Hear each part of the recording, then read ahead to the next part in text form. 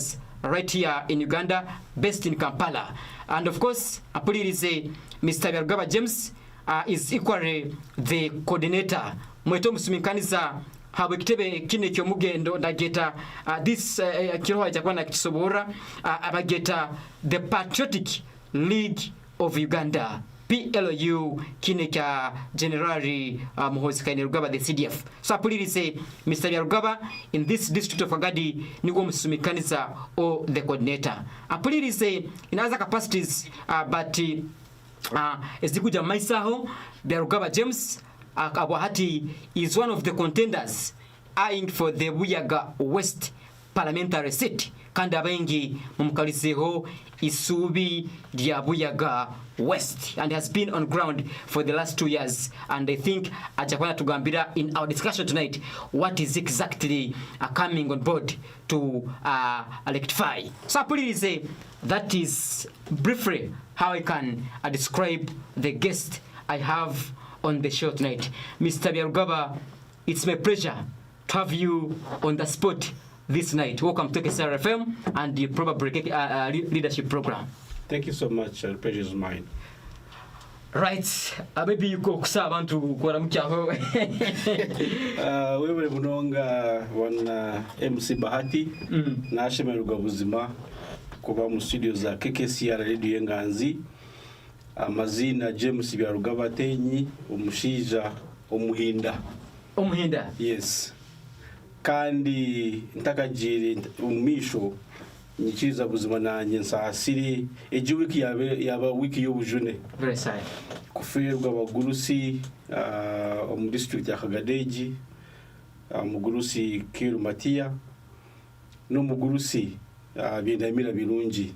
Mushaka akanane na rujungu mpura namwe gomba hana ready mazima ukura wamwe gomba wayegomba kushoma rujungu ni kugira ngo washoma wabankawe so no busasa kureba ngo muze mazima yatusigaho, but the legacy believes on ibyakozira bikozire ni birebeka yahumura mazima ruhanga amuhumuzo musinge kandi sasa na family. Yes. Okay, thank you. Welcome to the program. Apulirize Mr. Byarugaba James hano studios aizasendekerezibweho the National Youth Mobilizer hawa the Patriotic League of Uganda wakitinisa kando mnamateka Mr. Natamba Pasco. Maybe namuchaba tulirize, then after I get back to my guest. Oti muna warungi webale muno waito musomikaniza wa programu ya kyalero MC Bahati bukia yuba obi wange class zone paka university nsemerwa muno buli bwenkusanga kandi nsemerwa muno engeri yokola emirimo yawe, the professionalism and the guidance through which you conduct the programs mpuna ningarura mamane nsemerwa muno kuba nanywe nsendekeize mukama wange kandi ali niwe coordinator wa PLU Kagadi district and the only district coordinator for PLU in Uganda. Omanyire bura kanta kukabaza when it created mixed elections. People, I think omanyire bobano kyobugaiga sometimes it is hard iyo mukama wake kumanyangu kiriki umuhendo ndiki kiriki kyobugaiga, but take it or leave it. That is the truth. You can check anywhere. The only district coordinator we have in Uganda is none other than Honorable Byarugaba James Esubi ya Buyaga West. We are proud as Kagadians. We are proud as Banyoro and as Bunyoro and all other stakeholders that share or with where he belongs. Kuba tuino mseja wa mani nkogo era na nyuwenki wine kiri kiwembaganiza kandi kiri kimugaso okumusendekereza mu programu ya kyalero. Right. Thank you Council Natamba Pasco. Kiroke hat square ya uteko Mr. Byarugaba kandi basically maybe kumaisaba tulirize tujja kubantu. I understand that you are a former youth. I don't know if you're still a youth, but you're a former youth and by the virtue of your capacity right now as the executive director of Youth Alive Uganda, it means you have worked for the youth, I think, for the last 22 years or 25 years. So really, tujja kwantu gena maiso no kutunulira ensonga ez'abasigazi, their role in politics, their role in socio-economic transformation, and after tujja kubanturora on the bottlenecks or ebizibu ebakutangatangana that deter them kurangwa sakubani were breaking through, especially in those aspects, politics, economics, and the social affair. And you understand, back in the days, Taragaba Saija Bana Butukwe Gomba right now, ebintu babikoraga at their youthful stage, and as if right now it is not the case. Then Turaruga Mr. Byarugaba James ajja kutueleza the solutions that the youth can undertake to make sure that they make their ends meet, especially in this competitive world. Then mdakuya Mr. Byarugaba nja kuba ninkuolekeza especially hali omukyanda ekya the Patriotic League of Uganda, as you are eyeing for Buyaga East West Seat MP. I see you are dining and wining with the PROU. Tukwenda kumanya why exclusively are you associated to PROU, and what is special with PROU. Then after nja kugara in the August House, otueleze your perspective over entekereza yawe, especially on the business and the operations are currently happening within Parliament, in and outside. Basically aho niho tujja tutingira abantu tambulira basically for this program ekiro ekyahati. So atulirize, those are the key topics that we are going to focus on kiro kyahati, kandi Mr. Byarugaba ajawanga namaiso nokusharinga his exclusive ideas. So Mr. Byarugaba tukwenda kwantumanya engere okozereho na eminyeto and hato kyali nabo you are heading them in a certain FOLA organization. Tukwenda kumanya what mirimo ki oba journalists waki, especially obwa abasigazi tuine in political transformation eyihanga and the entire continent. Wewe muno MC Bahati. First of all, allow me to commend URDT and KKCR for diversifying the channels. Hatimuriha YouTube, live stream, of course, with the wide coverage in the district and the region. Surely you're doing well. Many thanks. We're probably waiting through the Corona TV. But I know in Chimanyere Kurungingo, it's just a matter of time. But what I can live, live TV, YouTube, in the Jakwij. So, first of all, Tinchari Musigas, Baitukabu Musigas. Ababuliza ba KKCR kama nze bagambire ebinkola aba basigazi, ndi executive director wa Youth Alive Uganda, kitongole kya basigazi ninge kyeminyeto kiryo mu ihanga lyona. Hati ninkozesa abakozi abakwika Rwanda omu ihanga lyona across the country, abo ku employinga, yes, abo kuhereza emirimo. These are people whose livelihood depend on the institution which you head. People I pay a monthly salary 900. Abantu Rwanda? Yes, across the country. Office enkuru eri Kampala, konka twine office Lira, twine office Guru, twine office Buvuma in the islands, twine office Karangala, twine office Jinja, twine office Tororo, twine office Arua na handi hona. Ebitukora nokureba ngu abasigazi twaba empowering and twabakwatiraho kuhikiriza ebiroto byabo. Menza kuba ningamba ho nkumusigazi, what are the aspirations of a young person. So ebimwe biturakora no kureba ngu twa supporting abasigazi kwetandikiraho business, kuba traininga umukora business, twaba supporting kutandikaho business, then twabasumikaniza na n'abari kugaba sente, banks, financial institutions. Twaba linkinga n'obutale markets, because groups zimwe ezitusupportinga nizihinga zijyo mu production ninga nizurune koko. So kuba kwakweza kuproducinga ito n'obujurazi bwitu bwo twarunda katale nitubateko mu cooperatives, youth cooperatives. to make sure that they are aggregating ninga nibateka hamwe ibihingwa byabo ninga whatever they are producing twarondo butare mu Uganda na East Africa and even internationally. Ekire kitukora is skilling, ku training abasigazi ebyemikono mu ihanga lyona kandi obwita kwebwiro Youth Alive Uganda tedyo mu ihanga lyonka. We have Youth Alive Kenya. The other 2 weeks ago I was in Nairobi. We have Youth Alive Kenya, we have Youth Alive Liberia, we have Tanzania, we have Zimbabwe, we have Zambia, South Africa, and South Sudan. So this is an international organization? It is an international organization, but the Youth Alive in these other countries, Youth Alive in these other countries, they are kind of autonomous. But their mother organization, organization in Uganda. The one you are heading? The one I'm heading right now. Okay. So I sit on the board of all those other Youth Alive in those countries. Ninga ni shtamaha board yezo organization zona izidyo region yitu. Ekire kitukora kikuragamba no kutraininga abasigazi mu byengaro.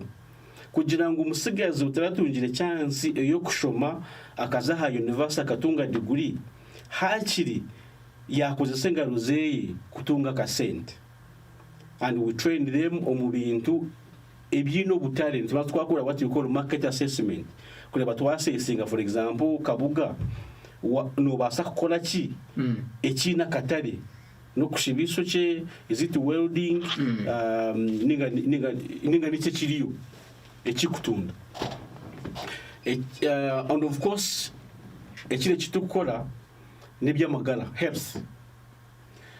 Twine projects ezi kusupporting abana abatakwebasa, or what we call vulnerable children.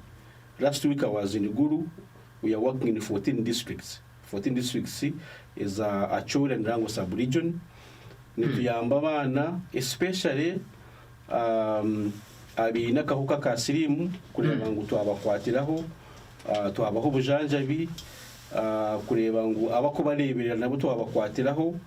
Then ekinde kitukora no kureba ngo twarwanisa abana bita bato obutatungenda obwire butakahikire, what we call sexual reproductive health.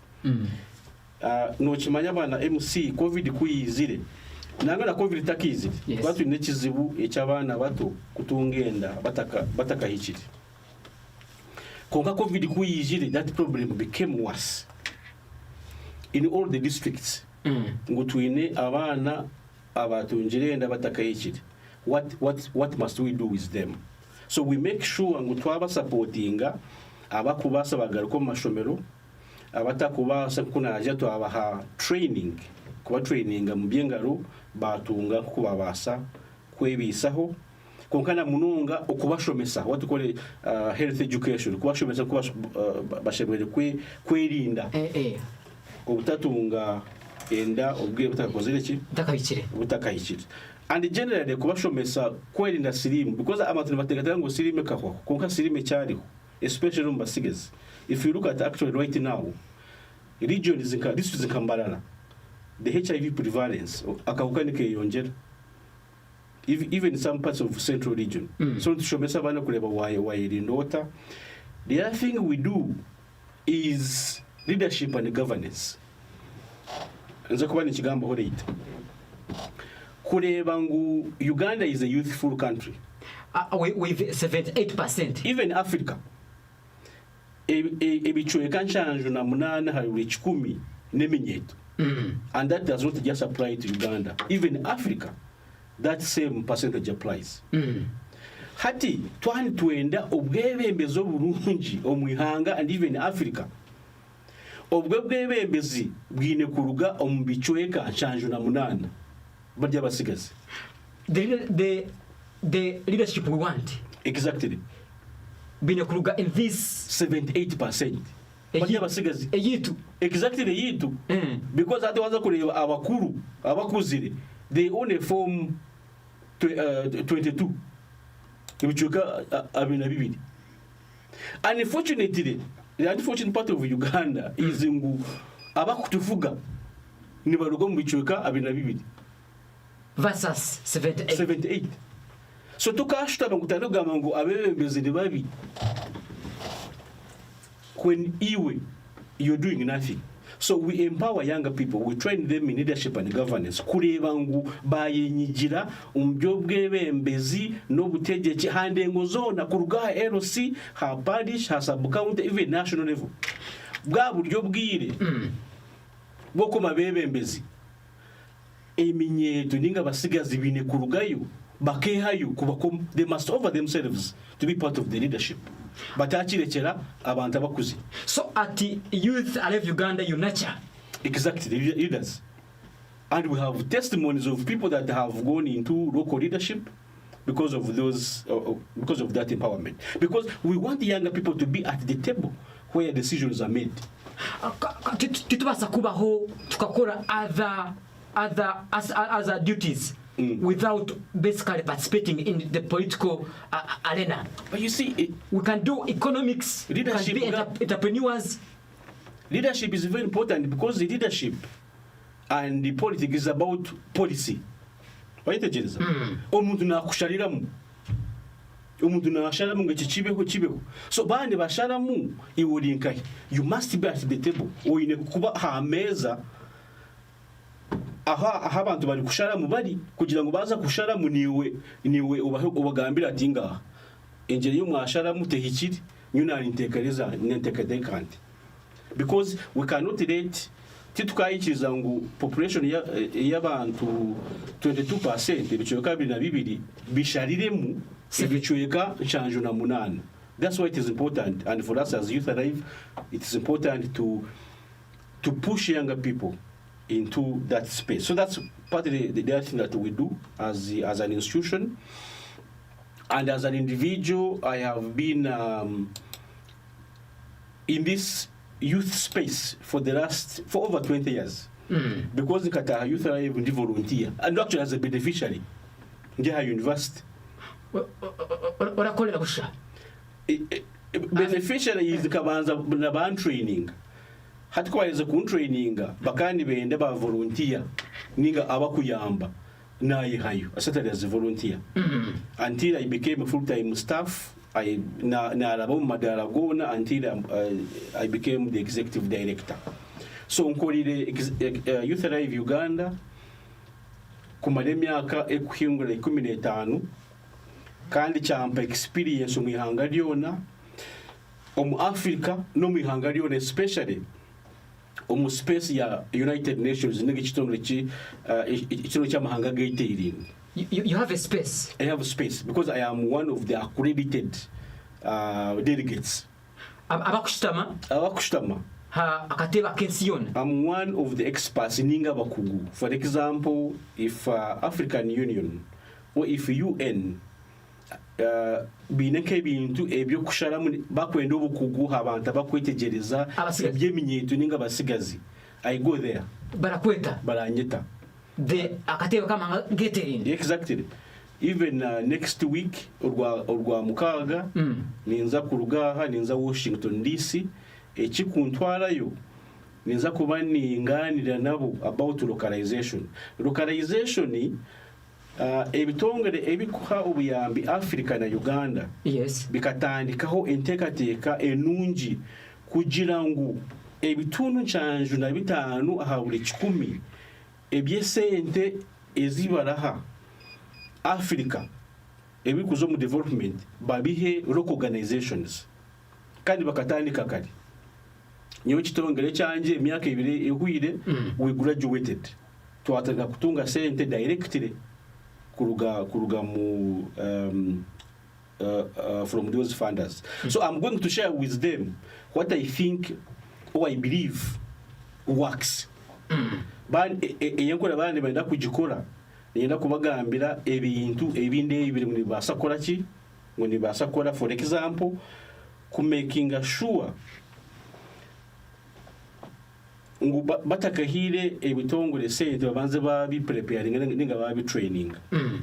Icya kabiri, international organizations no shangazi ne businesses, but local organizations don't operate businesses. So how do they find both the development arm and the business arm? kandi MC Bahati indije experience yenyine nkabaho NRM youth chairperson wa Rugashari Mpangu Greater Rugashari iba shatwiremo amagombora mukaga by then ukaba ine myaka ingahe Mr. Byarugaba Jackson kandi akamaze na university kandi youth NRM chairperson National Delegates Conference yabandize kuko ma President Museveni kajiba mukororo you ubuza ndibwami kandi chairman wa Rugashari ndibwami was my vice wamenyeto kandi chairman w'eminyeto ndibwami was my vice akadi vice wanje the current chairman LC5 yes chairman LC5 nkagenda nawe na mu twagerera twaza tukabantu twazambarara kutwagerera twaza kahe twaza Kampala kororo so experience y'emyeto njine so ebintu ebikuba ningamba n'abantu n'ibindi ashari ngambe n'ebintu byine mu so first of all who is a youth omusigazi no because ko tugamba omusigazi batekateka nguni nkomuntu but youth is a transition stage no burabamo nanye kandi yo musigazi konga hatejuze izejuro mu burisho tincha yo musigazi konga kandi yo musigazi uchi yo musigazi konga tukaba musigazi forever ni bunuza kuba mugurusi so nikimanyisa ngo waba yo musigazi you need to have that in mind kumanya ngo busigazi obunyine nobwa kacu nobwa kanya kake ubwene buza kwika nkoreki mburugemo so hayi nebintu ebyo ine kukora mu busigazi bwawe oyine kubikora juba ubusigazi utakakoze iki utakawurugiremo there are some bintu that the incomunyeto ebitwine want to fight hard kurango twa delivering within that youthful stage exactly atka ngamele mazima kuna abele nchasho na igana nyo musigazi nkante imbegari omuka ya tata Kagadi bampikana ganta kajirujireho kandi ngo nyina akadeya ka muhogo oteba no busozi bona buri kureba bona amani numanya ngubani ko yino ryo musigazi konga hati wajimba ni so what ryo musigazi no boy na mani that's first of all two you are ambitious like inteka yawe obgeji ni body you dream big you dream big Now, in that dreaming big, when you're making sure he never interview wakora uchateka munonga. Because obusikazi ko kuburugamu you don't become hopeless konka hope ejena ne kola chine chende especially if you wasted time. Now, omusigazi no muto yina mani no muntu ori kurota ori ku dreaming a big okutwagamba. So Kokunagira, Uganda is a youthful country. There's what you call demographic dividends. Kugira ngo ihanga ryari ne population ento hariho ebirungi ebitwine kugoborora in that population erinto because population into nebe inamani kimanyisa is productivity ningo bukozi bwine kuba higuru munonga so omubingi bwaitu tugambire we about 78% guri mugisa gwamani muno hari government so just imagine if the 75% was involved in production and development of this country, we would be developing at a supersonic speed. Kugira ngo 78% niyo ekuvuga the economy enkurakurana ya Uganda mu myaka nk'etanu tukubire turi hale munonga konka obwa driver tuburekire 22% abakuru kandi yishuka uryo mugurusi entambura yawe notambura mpora enteka yawe notekatekresha ibiri ohungira. So people ask themselves agbachi tukurakurana ha speed ejya hansi munonga. That is the reason. So as a country, if we are intentional, and there's a time I had a chance to address the president, and this is what I told him. Now, Mujira, Bana President, this youthful country you're seeing is both a disadvantage and an advantage. If twatamubwire tukajita musente, what you call investment, if we invest in them, nitubasa kugigobororamo, they can drive the socio-economic development of this country. Konka tutabatire mu sente aba basigazi bo kuri 78%. One, there will be a security threat. And there will be a liability. So it's like a time bomb. Exactly. Let me tell you why. Why they are both a security threat and a liability. Twine abasigazi. I think ngambira MC. Omukyalo kyo wanyu abasigazi bangahe abine milimo bakutasa sente. N'abasigazi bangahe abine business ezikutasa sente. Owanyu muka reba bana balimu. At the end of the month aba contributing ibyo kurya ibyo mukubyomuka hati no ishanga mwena murya abantu babiri shona nyuko. We are dependent. You're consumers, you're contributing nothing, and that is a representation of the entire country. That the 78% that you are gamble, unfortunately nerja 22%. Ito obutuyoka sancho namnani. Nitu depending ali baliya abakuru. Ali baliya. Obutuyoka 28. Of which nabo bona tibuli productive. Exactly. That's square like 5%. Exactly. Economically and nobody being politically active. Now, a consuming population is both bad and good. It is bad hatine echebali kuleta ha meza. But a consuming population nebasa kuba nungi, for example babine obushoborozi obwo kugura. For example nti Pasco yaza kurugaha azo muduka agure ibintu ebyo kutwara umuka kurya. Tiyari nangushi ishabanza yabigura abirete. So ikimanyisa if the 78% had the capacity to consume ebibagura, that money goes into the economy and that becomes good. But when it becomes bad, no kushanga ngu tihine echebali kureta ha meza just barinzire kuya ha meza kurya. That becomes bad. Secondly, it becomes a security threat. How? Omusigazi oyine njara omworo ngende kumwijendesereza.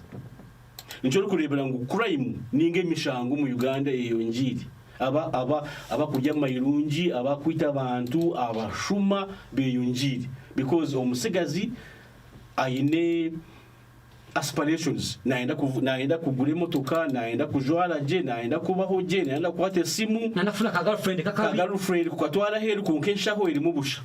Hati yakushanga ukutabona nyekuru tela kwibehe simu umuntu nagutema. And so nagambira president, we need to be concerned, all of us. Bino byo gambira President Museveni. Exactly. We need to be concerned because in the next 5 years or 10 years, if we don't address the youth challenge, we'll be in trouble. For example, right now, if you go to, the other day I was in Johannesburg. In South Africa. Crime rate in Johannesburg is very high. Nibibe motoka during the day, bakubeho motoka nyamishana, uri kureba kutana n'amasasi. Why? You have a youthful population, a teen, a charakora. Which is redundant. Now, what must we do? What must we do as a country, as a community? Ebimukiza kugamate bihanga. Inza kubigambira abebembezi hande ngozona kuruga ha LC1, LC2, LC3 paka ha district.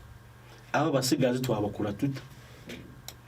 Nobu journalism babwitu nkabebembezi first of all kureba ngo twataho buryo kugira ngo go musigazi yatasaka sente umunshaho yeye. Is it possible with these local leaders?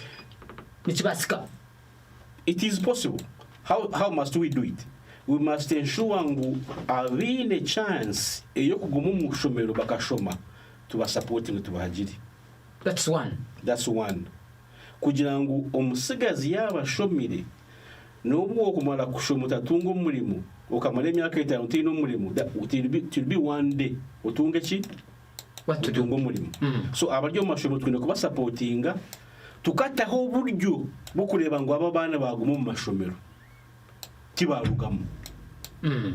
Twine kutaho buryo kureba ngo abazire bahekirizo bujunanizo bwabo bukusindika abana mu mashomero twataho system ha community level eyo kurondora abana abarya amashuri kugira ngo bashoma, because noreba teacher wo wanyu naza hishomero sha mukaga ugamba ati binkwatire iki omwana kuza kubona abona n'umwana wawe bayitegereza. So we need to support the system kureba ngo abana bashoma. Ecya kabiri, abakurwa mashomero batatungiye chance yo kwiyongera higuru twabakora tuta.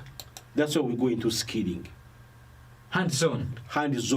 Umwana furetiye yegana akorese mikono oba no kusibiso cye, oba no kose ibintu, oba no kuombeka kugira ngo umusigaze atasibomuka ashutamire busha akozese mikone yeye atunga kanta kora akatenka he omunshaho kimuzibire kuza kone mize ndijo ko kwiba no kore bindi echo twere tukikora kabebembeza hande ngo zona.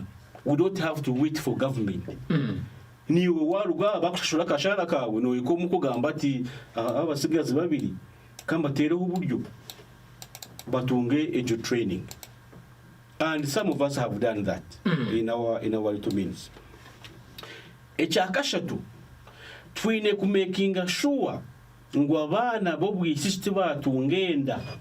First of all, we need to keep them in school, because the research no yoreka ngo omwana wo bwisike ningo umuhara wamure ko mwishomero kumara at least sina ya mukaga noba wamutambira ebicuwe kancanjo na munana ubutatungenda, noba wamutangira ebicuwe katanu hari bicikumi ubutatunga sirimu.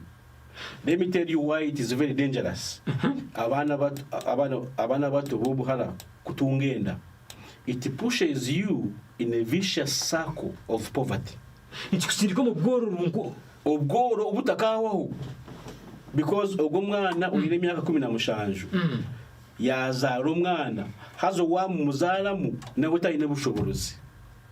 Ogwo mwana aryashomera amashomera gabonire hati nawe naza kukura abenkanyira ninga gabenkishe hatoshanga nkecyaro hariho ikindi nk'abasigazi nka 20 but with no foundation. Batine musingi watwara harurengo rwihanga kibe kizibu kihango munonga. So we need to support these young girls okubashomesa no kubatera kureba ngo tibatware no gure butakayikire kugira bagume mashomero bashome batunge nabo I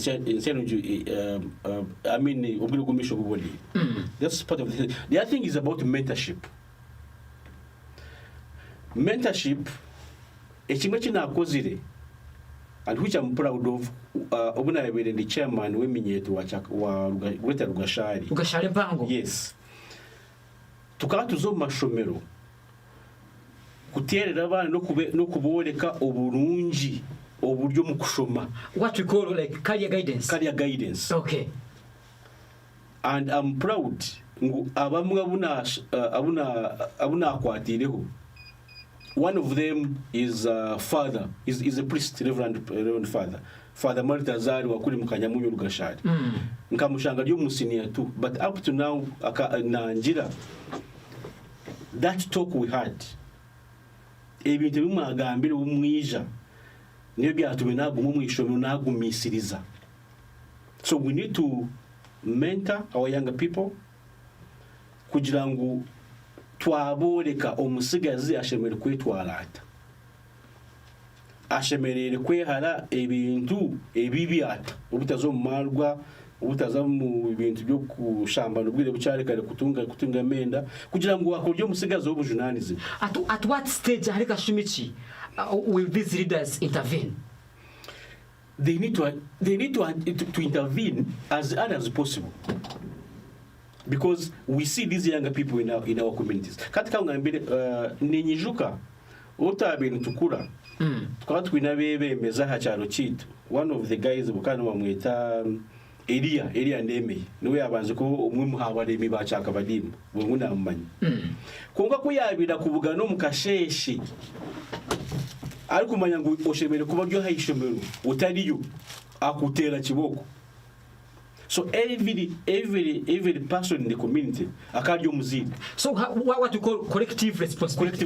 Konga to catch kona wa mutera ule na kwa na kuleta no wawe umuzire we ubaze wambreming ngako wamutera nakutana mukuru. So we need to go back kumanyangu. It is our collective responsibility nkabebembezi n'abazire kukuza abana bitu omumbera ombere bonire. The other thing that we must do is to empower younger people kutandikaho bwa business or pushing them in entrepreneurship kwehangiraho emirimo no jihanga hota wa training mu kantu wanitegereza Yego. For example hina bakaza buna sinikire kabale kuza kwega kuhinga ibituzi, and I'm happy recently I visited them. They have started selling. Chikozire ryari Mr. Byarugaba? Sometime back the story was here. It was in Feb. This year in Feb. Ukatwara abakazi kabale. Nkasindika abakazi 10 kabale baza kwege bituzi bamara yo wiki yona. Mushrooms. Yes, and my dream was kubara agaruke batareke ku traininga abakazi abandi, and across the constituency I was visiting some of them recently when I came back. Batanije kurya no kubiguza, and that can become someone's business atunge kuko yakubasa kubo. So we need to push a bigger population of the 78% into entrepreneurship. Yes, sir. Kugira ngo bahanga hemirimo. Just imagine kuko nakugira ni nkozesa abantu Uganda. If Pasco was doing the same and you're doing the same, and probably we are like 100 of us in this country. Even if it were like na nyokushanga bahati ni perezembe abana 20. Exactly. Yonohereza abana Rwanda. Exactly. Na Pasco na wewe ngwali gukora na MK akaheza abana 50. Na Charles agabana akayo 10. So literally we can be a productive stage. Of course umuntu nabasa kwebuza muri Rwanda abakagadi barimu, indeed barimu. Kejo ni yachimbulize. And one of them is Pasco. Kejo ni yachimbulize. One of them is Pasco. Pasco is my executive assistant. This young man. I am the executive director. He is my executive assistant. Ogutwara gashari. Nichibas cut his age to be an executive. But we must believe in them. Abasigazi twaza kubempoweringa twine kuba trustinga ninga kwata mu bwesije. Because twabahire chance baryakura bata. Niwe kuja kuija ha KKCR. I don't think you came with this level of expertise. Probably ukija uri kumanya mukache nkabani practical go entertainment nation politics. Exactly. Konka hino muntu wakuhire chance. Benefit of doubt. Maybe na abasa abazire bitu hati how do you study the character abazire bitu nakuta mu business akutinire nakuta matinire ati naza kunyiba even leadership nabone batina kutuhereza. Maybe you can now emphasize on that one. We need to give young people that benefit of doubt. Echo kugira ngo abasigazi toka besiga n'abashuma, no, that must stop. Someone must believe in us. Someone out there must believe in us. Hahariya abasigazi abine mico mibi, all of us cannot be like that. So nko muzire uine kwikiriza umwana wawe, reka kugira ngo koko ngashi koko ndamushashiro school fees ngo katungenda ninga karuga muzika farusha iwe mwikirizemo uzishashuri wayitegereza wowe ukora business hino bakushanga nko muzire. One of the things why Indians abahindi bagagihire munonga business zabo nizikora kandi zikufa no shanga business ya myaka 5 eri strong for them. They know yaba mwana ezo kigende waza Kampala. We have an example no manyama pool garage. Yes. Do you know where there is Supreme Distributors? Exactly. Aho muhinda ino akana kato kali mu P6. It runs the hardware shop. Exactly.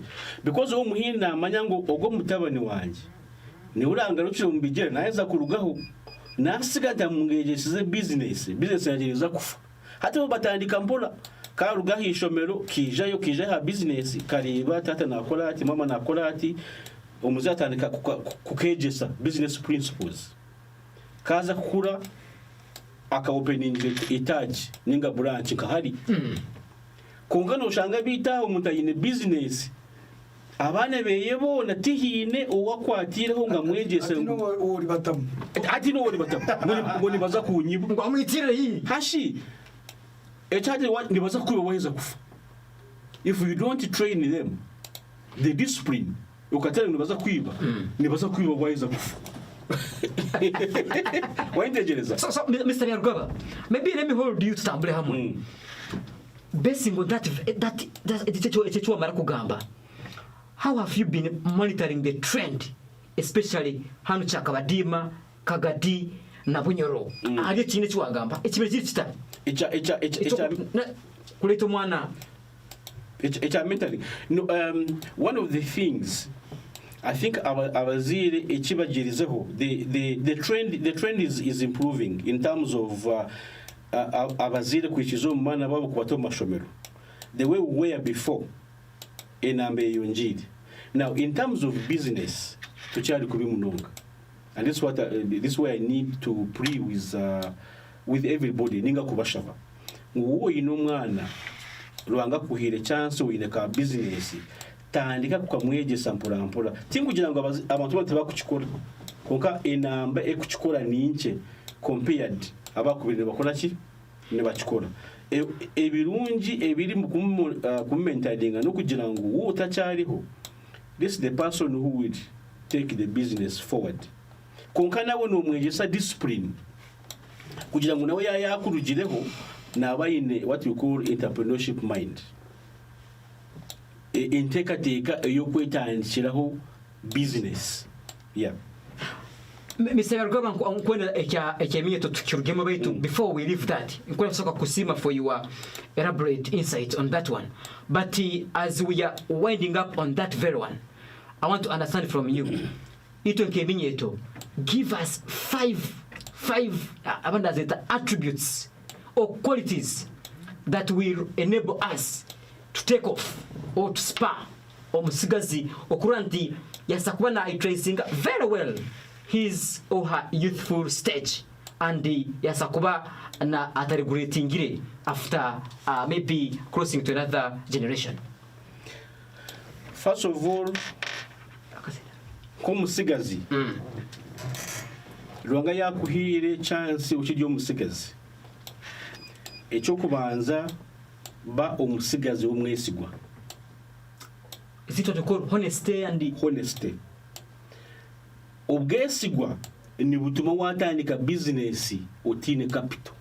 Mbuza how nkabata obwesigwa hacyaro no manyangu Pasco ahinjire omwani asharura omwani MC Bahati nagura omwani nagugura kilo 10 iwozo wa Pasco no guza zingaye akugambira nenguza runana omugambire nyowe ni manyakatere ukali woryo muntu wo mwesigwa omusigazi wo mwesigwa Pasco naza kwesiga ko omwani gweye ugende uguzo wa MC Bahati the difference the commission is basente zawo woryo musiga and I have seen it konka hari abasigazi abutokakikora ogunaza kunyiba waitegeza so obwesigwa bwabo n'icyamayisa ngo nobody would trust you. That's one. Echa kabiri woryo musigazi koko nagambire oyinde kumanya ngo ubusigazi eshayona no bukora ki no burugamo abakare bakari bagira ngo ubuto nekorera bukuru oko kukora. One, it has the element of education. Kumanya ngo wo ine chance yo kushoma ucyaryo musigazi gikozese because ejo chance yo kushoma wake emyaka 80 ne basobota kola ki ubutabaho. That's second.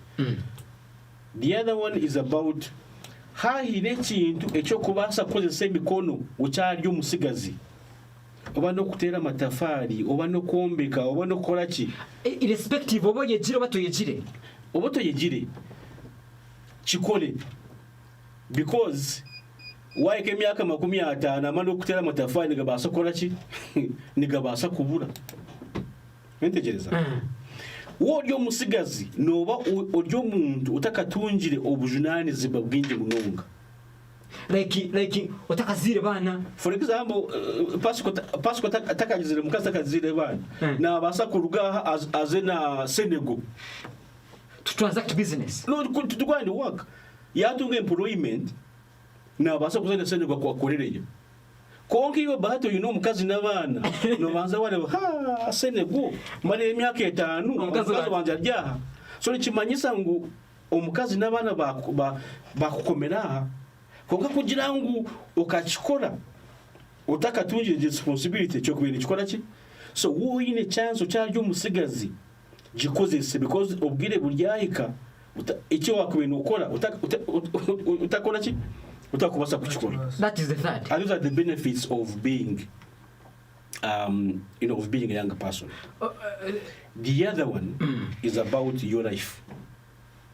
MC byona ebyo tekateka nko musigazi no bikora uhurire wabaryo mwemezi herefe. So oyine kwehana nko musigazi ebintu byona ebyakubasa kutwara obwomezi bwawe oba ni sirimu oba namarwa oba nebi drugs oba niki ni oba no bushuba because kuza kwiba kwitireyo ebyo no kubyehana icyo kuherukayo wine kutina ruhanga icyo nakigamba because as a person intina ruhanga ndebire ebi ruhanga byankorire habwo kumutembe kitinisa no kumukorera wine kumanya ngo nko musigazi byoni byo kupuraninga at the end of the day ruhanga no wakora ki ni washaramu kandi uri umuntu kutina ruhanga na kuha icyo gukora ubutabire tu recently ubutwaza mpefu bari kushitamisa akidikoni atwele Wilson Bishop retired chairman akagira ngo always pray to walk with the Lord. Oshabega kutamba na ruhanga one utambura na ruhanga first of all nakoreko muhanda uguhikire wano utambura na ruhanga na kwa kuganja abacana baceta kuganja kugira ngo waza interview bari abakukundi no kugamba utakagambira ati kumushamisa nabaso murimo bagukwe. So ruhanga must be part of the equation. I think okay, thank you Mr. Byarugaba, but now nataka kurugira abasigazi still there's something I'm trying to I think to get from you.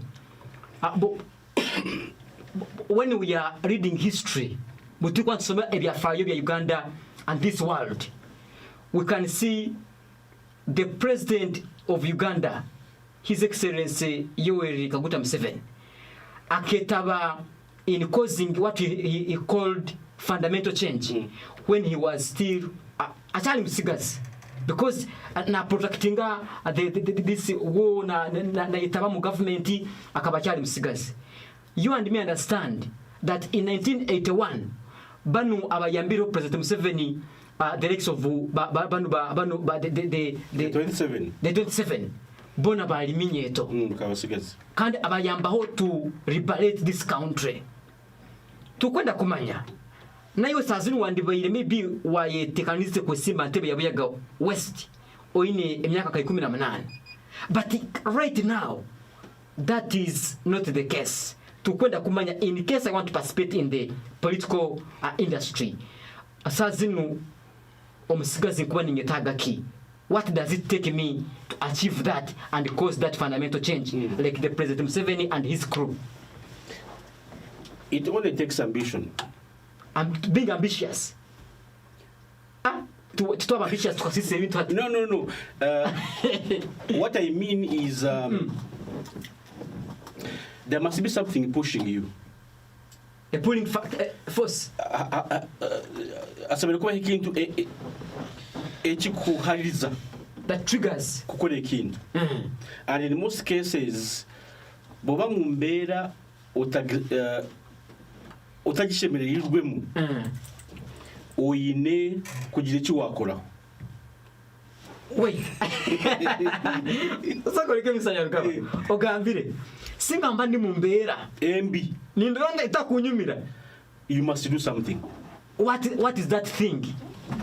Now, abasigazi the 27 abachungwiri hanga kuza mu kishaka ekishaka ti hotel ninga roje ukabaza bagire kubyama hine bintu ebibare bire byabatama kandi byabatamakwe baga we must do something. And you're pushing me to the PLU agenda, but I don't want to go there. We shall get there. But what I'm saying is,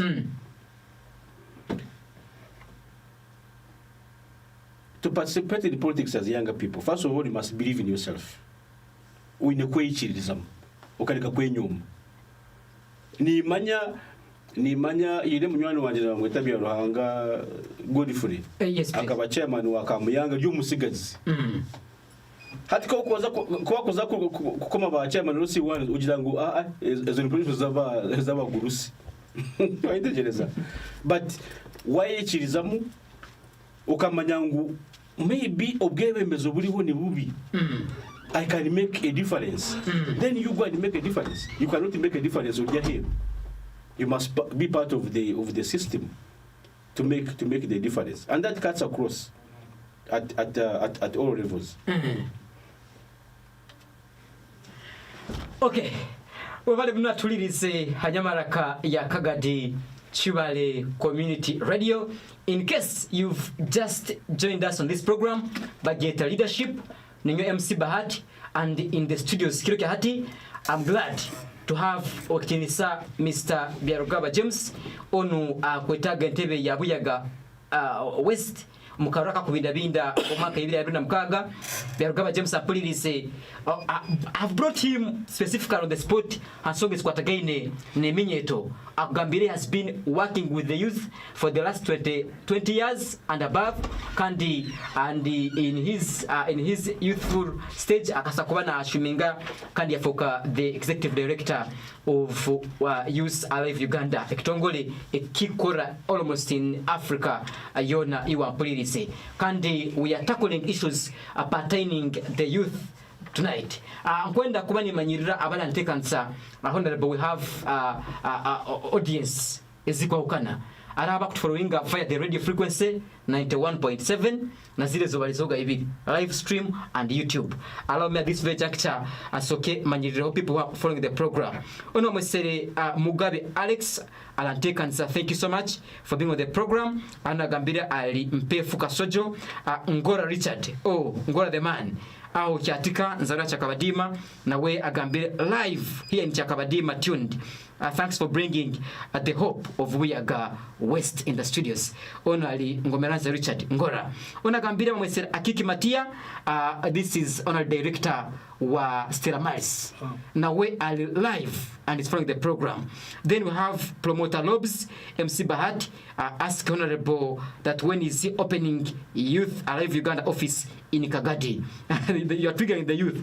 Then of course, Onagambira mwesere Korea Tyson. Thanks MC for the presentation. I'm Tyson Koa watching from Kagadi town. Mwabala watumbuire. Ayabale Pasco, thank you. Pius. Onali Pacho Kinda, Siraj Augustine, Onali Kashagal. Baguma Solait, Muhoro,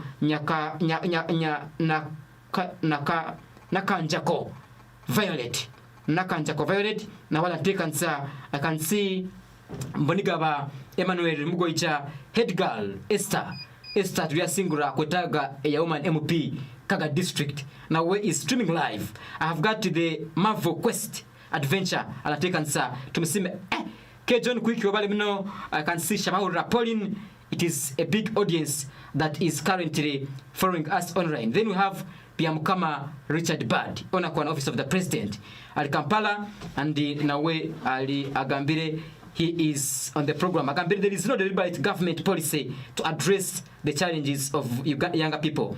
All the government has is to send them to Saudi Arabia and Dubai. This is Piamukama Richard Bat, and is also a political commentator joining Kamuranawe TV and trying to allude issues pertaining the youth. Then, of course, Aloha Abakonsindikira message via my phone, inbox, then WhatsApp. It is a big audience. Thank you, Ambrose.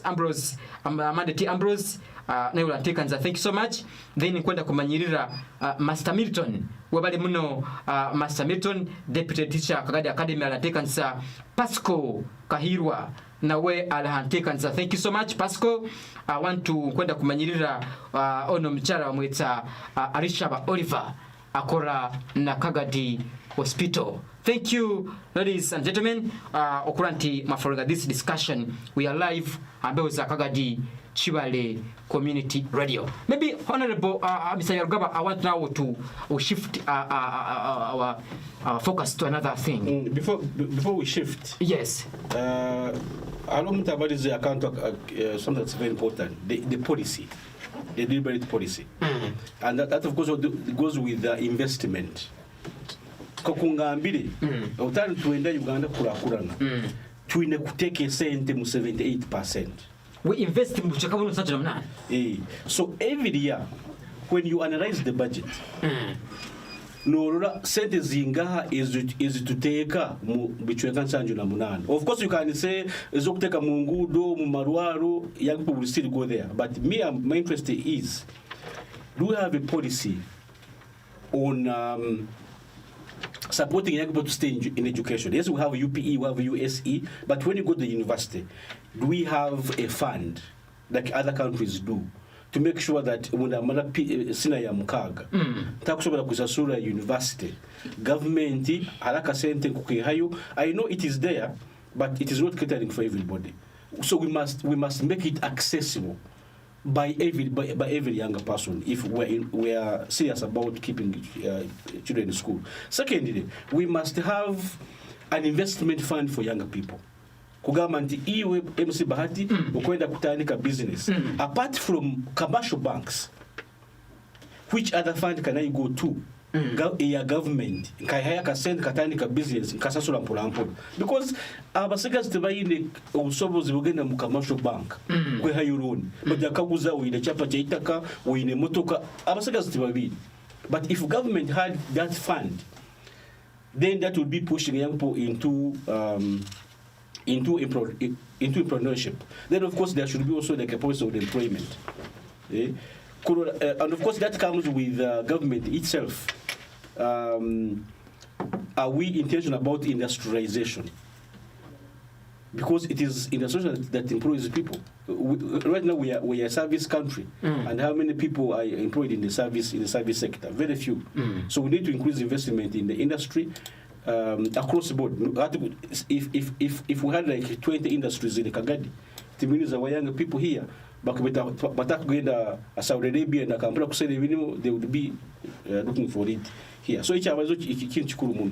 Okay. Wabale bino Mr. James akande leka nkugarea songa endi. Of late, mu myaka nkebire nyuma ho, I have seen you have foot soldiers but are ground na iwe nyini kurora you are always oli mu field yoko oli hamikoro oli mu chachi okanya yo muno oli okwambia ki mu field. What are you eyeing at Mr. Yarugaba? Akasinara. And of course kugambire one of the serious contenders. One actually nyo abantu kubagamba nyesimbire nyenka mu hantebe ya Buyaga West. You know why I'm saying that? Ndi muntu ayekirizamu when I decide obunchwamu kukora ikintu tinkizaniramu obunchwamu kukora ikintu bankitekereze kumara imyaka 15. So what you are trying to do now, planning the last 15 years? Yes. So nkirimu kukitwara waje. So nyesimbire hantebe ya Buyaga West kandi nyesimbire abantu kumanya tinyesimbire kumara uwire nyesimbire kugitwara na determined kandi njya kugitwara. Will you take it? That one is automatic. Ninja kugitwara entebe ya Buyaga West eyo ninja kugitwara Mr. Yarugaba. So ekikuntwara omu field kuri kusera obunywani, and people can attest to, can be bear me witness na mbere mbayireho na abantu kubasabake Ubunywanyi. Because abakane bakandi bagira kugira ngo sibe no uhinga hacyo sibe no ukora ki because one ukorera munywani wawe no mukora ko kuri kwekorera tukahemukira munywani wawe uburyo mwebembezi uri munywani w'abantu no bakora kuri kwekorera turabanyunyuta tukabanyunyuta tukabakozesa nk'amadara go kutembera. Do you suggest twinabe kulembeza bakutembera? Ari abunyunyusi ko kashiwe nimba umugasho ubwire bakaruru bwayika wayitegereza wanji akutinga kengera ogambire iwe nunyishuka ubwire bakaruru bwayika bwonka nkakuhe deno gendo ushobagaruke isaya cyawaho ninga nugira ngo nuza kunkorera ubwire bakaruru bwayika tonkorera eshayo na nenga ubwire bwona. So echikuntu ara mu field especially buyaga west koko nakugira hine bintu ebinde bibire byantama kandi hino undi muntu kabihindura apart from nanye nyine kubyenyigira mukabihindura because tinkashita mange mikuru njito mu nshahonga ngo ndije mutajyabihindura and yet I feel nyine capacity yo koraki iyo kubihindura. Mr. Yarugaba mulesi ya buyaga west as we speak twire mu incumbent tinkasimire tukurura mu izira abandi muri nkai 10 abo tinkubamanya. Do you think muri abo busayonda are very perfect than you? Nyowe abo tinkubamanya era nani nanzo mu feed ni nyegambaho bali tokobamanyire bali timamanyire nyuni nyegambo abantu ni bashobore magambire byanje inteka tayike yenyine ko kunda teka bali abandi problem binebigenerwa byabo kunganyo we ikintu kirimo kandi hagati. Perhaps someone sagamba that at youth of Uganda we have seen you in olimu business class seats zenyonyi. You are in Washington DC. The other day you were in Johannesburg. I have been seeing you in Australia. Someone asked Sakura that you are in a comfort zone. Can't you umulimo guine? What are those pressing factors? Is kuhire Kampala za kuya America or France na bero kusibaga kuli wagamba I must come back tunyambeho turugashali tuchakabadiyo. Museveni kuza kuri decision kuzo mu kishaka tukugira nkabuzi rwo kunyamba konka hine bya mutamire yagira ibyo bintu tibika gendo mu misho. So nanye koko nakugira tikugira ngo ndyo mu bwebembezi kuronda sente because me I'm coming to serve the people. Abantu niza kubahereza bona bagende batugamba ngo bayizire kuhereza abantu kubahereza. Imagine na ningani na administrator wa Kagadi hospital we don't have an ambulance. Nyabantu ningambe izo India zo mu parliament bakampa sente zo kugura imotoka tinda genda and you will bear me witness because the motoka ni ine yachi tinkuvuga motoka singa kibaho by God's grace abantu bakakwa karuru akugambeje kuriya. Yes, the first day okukwata sente za kugura imotoka zibaza ba MP eje motoka tinkugenda because nibaza kumpa motoka ekuchira yikuvuga hadi baji nayo kajivuga ubwo to mururu ubwo no mururu kandi agents tokajija ngo jimareyo. You must reach a point omarwe ohikwe ugambe ibinyine nibimara kankore n'abandi bakoreki n'abandi babeho nyo abantu nibahameza ha KKCR radio parliament ke ryampa mutuka mukareba ndi kujivuga zingahe baba zingahe miliyoni kabishitu natano eso gura motoka buri kisanja nibaza member of parliament exactly ito hanu Kagadi twine nomwe asa sacrifice injiri kugira ngo buri bine motoka bazina hati tebasa kufirirwa kugira ngo kititsanja tindagigure kandi ambulance Kagadi. How much is an ambulance, Mr. Biaruka? An ambulance depends, but even as low as probably 150 million or 200 million. Milioni 15. You can get an ambulance. First class in Sokola hospital Kagadi. First class 150. You see, embele you to the Kagadi hospital, even on the first class. We need the basic ambulance. You need to gene. Basic ni kunka kile kyokutamu. No, even on tukutuku. Tegugamba ha ambulance inemu AC, inemu services. The ambulances that are equipped. Kujirangu as soon as bakutamu, even the doctors can begin some minor operations. But those are complicated. ese tukwetaga ngo Pasco yarwara rugashari batwara ambulance yamwihayoje yamutwara Kagadi hospital nati tujini so nyone kugambira hine bintu binkureba that must stop tugambe bituka bitane byogamba bintu bibinyire kampani yokanga nakachya kabadima kono kolera bataka. First of all, I'm very passionate about young people. Ito eminyeto because njikurire hine bintu binukureba ngo biende kuhinduka. First of all, I'm passionate about education. That's the other thing.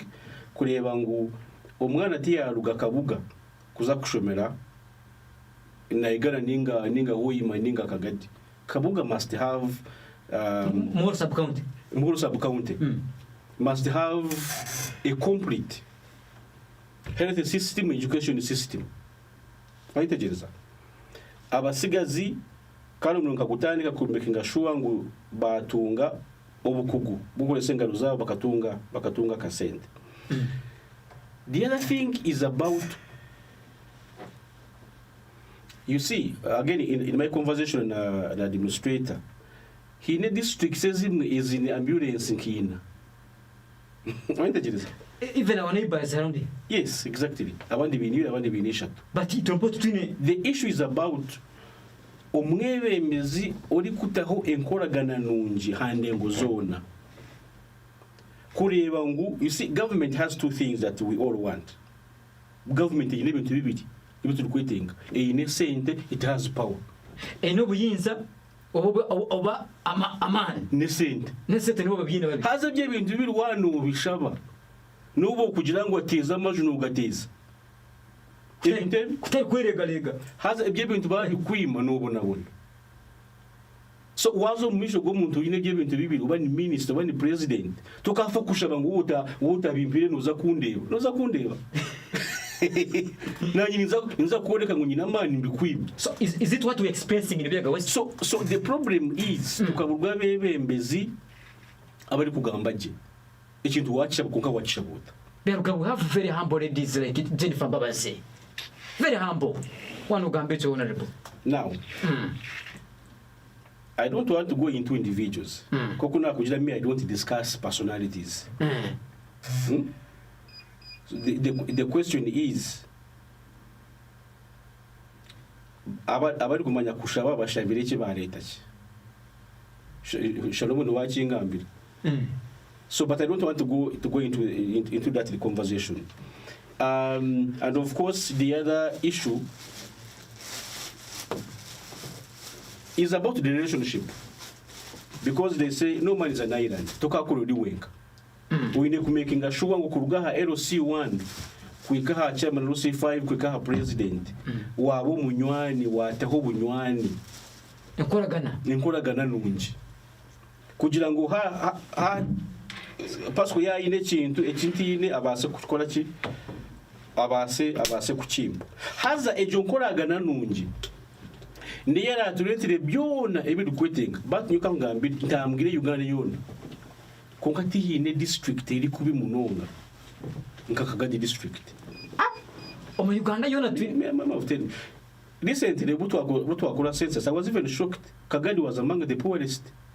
Turagirebire tuliyema districts abanaku from the recent census turagirebire Kagadi is among the poorest districts. So ibi kugamba tukugira ngo ni mbyetera enguto kuza kabuga hari uruguto rubonira ni buri nkanye nazo cyakabadi batukurabuze. So if you look at the road infrastructure, the health system, the education system, which one is chibi? What's the difference? If you look at our road, those are a few kilometers from Muhoro to Ndaiga. Why is not tarmacked for all these years? No hospital in Ndaiga. Why is that? So okwebundaza nenkoragana nungi no kushabaje ni kituma wareja Museveni akaleta kagamo sometime back hantandikwa we are tentandikwa akaleta that time kureja witegereza wa iziba ryijwire konka warejuta ekiki abantu nibagambira ni kushanga enyungu yijwira amarwa konka urusheke rukafumuka ngaro kaganywa Mr. Yarugaba, what are you insinuating? Kugira ngo amarwa mu nyungu gahwirira konka wo yini usheke rufumukire tukaganya. So is that the leader you're talking about? Exactly. Here. You nako gambe. So nona kutukakasa. Okwa kutukakasa. Nti the day you step to the August house. Ukasuyalinga ngunyewe ni nyewe, I swear. Solomon swear. Everybody zobyo nebyo, it is a walk over. One thing I know about myself. Let me give you just a simple example. I have been executive director for Youth Alive for the last since 2019. When I became executive director, we had an annual budget of just $1 million. It's about 3.8 billion. Exactly. I have grown the institution to a point of like $8 million annual budget. That shows my capacity in establishing relationships and lobbying. When I became executive director, Kanyina Wakozi just 85. By the time I became executive director, nambira fokire mukuru kitongole kya Youth Alive Uganda. Akaba in 85. Abakozi kina na batano. Nibo wasangire. Exactly. And now I told you it's 900. Rwanda. Exactly. And one of the things that has made me succeed is that kind of collaboration and partnership. Kumanyanku nyonko muntu ebinkwenda kwati nsako bikora nyenka. I must work with other people. I must have that respectful relationship with other people. Maybe to be a kume kulembeze our politician, is it a must? Ngubulikimo inekia mu government? No. Waji? Because our leaders are government naye kusaba. Inochimanyaje ngo nka Uganda tutukachya rurengo rwo financing a budget yuta 100%. Waitegereza about like 40% ni zuruga hero. Obucheka makumyana. Iyi ni biruga hero. Ne basitugabira. Ni biruga IMF amaroni. Exactly. So nkomwe bembezi. Tokarera yinga ha government yonka. Iwo nkomwe bembezi no in a chance. We travel as leaders. Now, all these countries I go to, I have friends there. So when I go, nanjiri yokushaba, the difference is nani nshaba hati. Nibani nshabira ekitongole cyanje Youth Alive. Konka abantu kubaranyikiriza mbakampu bwa MP nkabaho narebo. Nekimanyisa ngo nimba natunga pandeti iyo kubasa kushabira na constituency. Maybe omuntu ajya kuhabuza Mr. Rugaba. Ngwato sa kutusabira nkabayaga West otakafokere MP. In what capacity? No jena nko. Okugena mu kitiki. For example hati ninjenda nshabire URDT ubuyambi. Nko uri director uri mukazi konka, but for you can do it because nuboreka ID ati nkora na kitongole. I'm a stakeholder here. Ati no one shit. Wendegereza.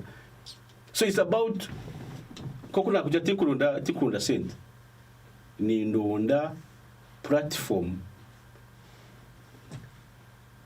eyo abantu kunyikirizamo abonkuza kushabira konka n'abantu abondi kushabira abo kunyikirizamo ngo tori kweshabira nko muntu you represent a constituency ninga a group that you have a responsibility to serve. So kiri nko mwana kuba naza nko umugiga kutizayo omuhoro omwana basagumwe makonka ishigisha nabagumuhereza hati depends on the relationship. Nani manyangu ni mutabani wawe akanjira ngo MC Bat niwe yantuma niwe yakora ki yantuma niwe yantuma ni ngumuha konka yafa kuije ntakumumanya akanjira ngo MC Bat niwe yantuma kandi ntakumanya ngo ni mutabani wawe tikugumuha. So hato kutoza capacity era kutwara kuri mubali. Exactly. Maybe Rugaba maybe ankwenda takakurosingire musaha eno just kabizo kimu no yorekera kuba no funentebe yabuyaga West mukarura ka kubinda kayibira na mukaga tukurura muno oyikwasire muno guno mugiga obandagamba ekiwayi ekya Patriotic League of Uganda PLU ekya mutabani wa president bitu abandi besibira NRM tukwenda kumanya and I understand here you are the coordinator of PLU. Why are you dining Obaba or Yesibia and dining with the PLU umbrella? Wewe ni mnonga. Ego. Why PLU? Mudakika nkaibiri yobaisatu. Patriotic League of Uganda. First of all, teri tichiri chitebe cyo bwebembezo cyo byubufuzi. Cyo byuburimi. Patriotic League of Uganda is a civic organization. Wana ajeta nyekundire. Why Patriotic League of Uganda? Koko na kugira enyuma haho wodyo mumbera okareba ngo ikutamire eyine kuhinduka oyine kukubaho n'icyo wakora. Patriotic League of Uganda nebintu ki ebitutamire ebitwine kuhinduramu omu government eriho hati ya General Museveni Kaguta na NRM tikugira ngo tugirugiremu nkaba nigira ha inyuma aho nabashobora kakwata kajya NRM na PLU ngo aba PLU nituhagira president Yoweri Kaguta Museveni nituhagira NRM konka nitwikiriza ngo hine bishobire ebitwine kutereza icyo kubanza cyabyona is corruption enguzi eryo mu Uganda nenunka wanji thinking ejo yeta hindukire nothing will change because corruption affects service delivery. Sente zo kubenizo marwariro umungu tonka yehona umuntu nazikwata ziteko mu nshaho yeye kandi turukwikiriza ngo system eriho neba sobutagihaho Echakabiri. As PLU, we need to revive the spirit of citizenship. Omuntu kwenyumiriza omwihanga lyeye kumunya Uganda. Hine bintu ebikutuma abantu baho amasiko kugira ati maybe ubaze nka Kenya ubaze nka Saudi Arabia icyo wagame cya Saudi Arabia sometime back. Every time nani ntambura ninza Dubai, ninza Qatar, ninza Saruja ndagani mahanga. No gendo munyonyi eyijwire abana bakurwa mu Uganda bakoza kora maharabu. Emenye tetu agambire ria. Yetu agambire ne kora kura nisayo exactly.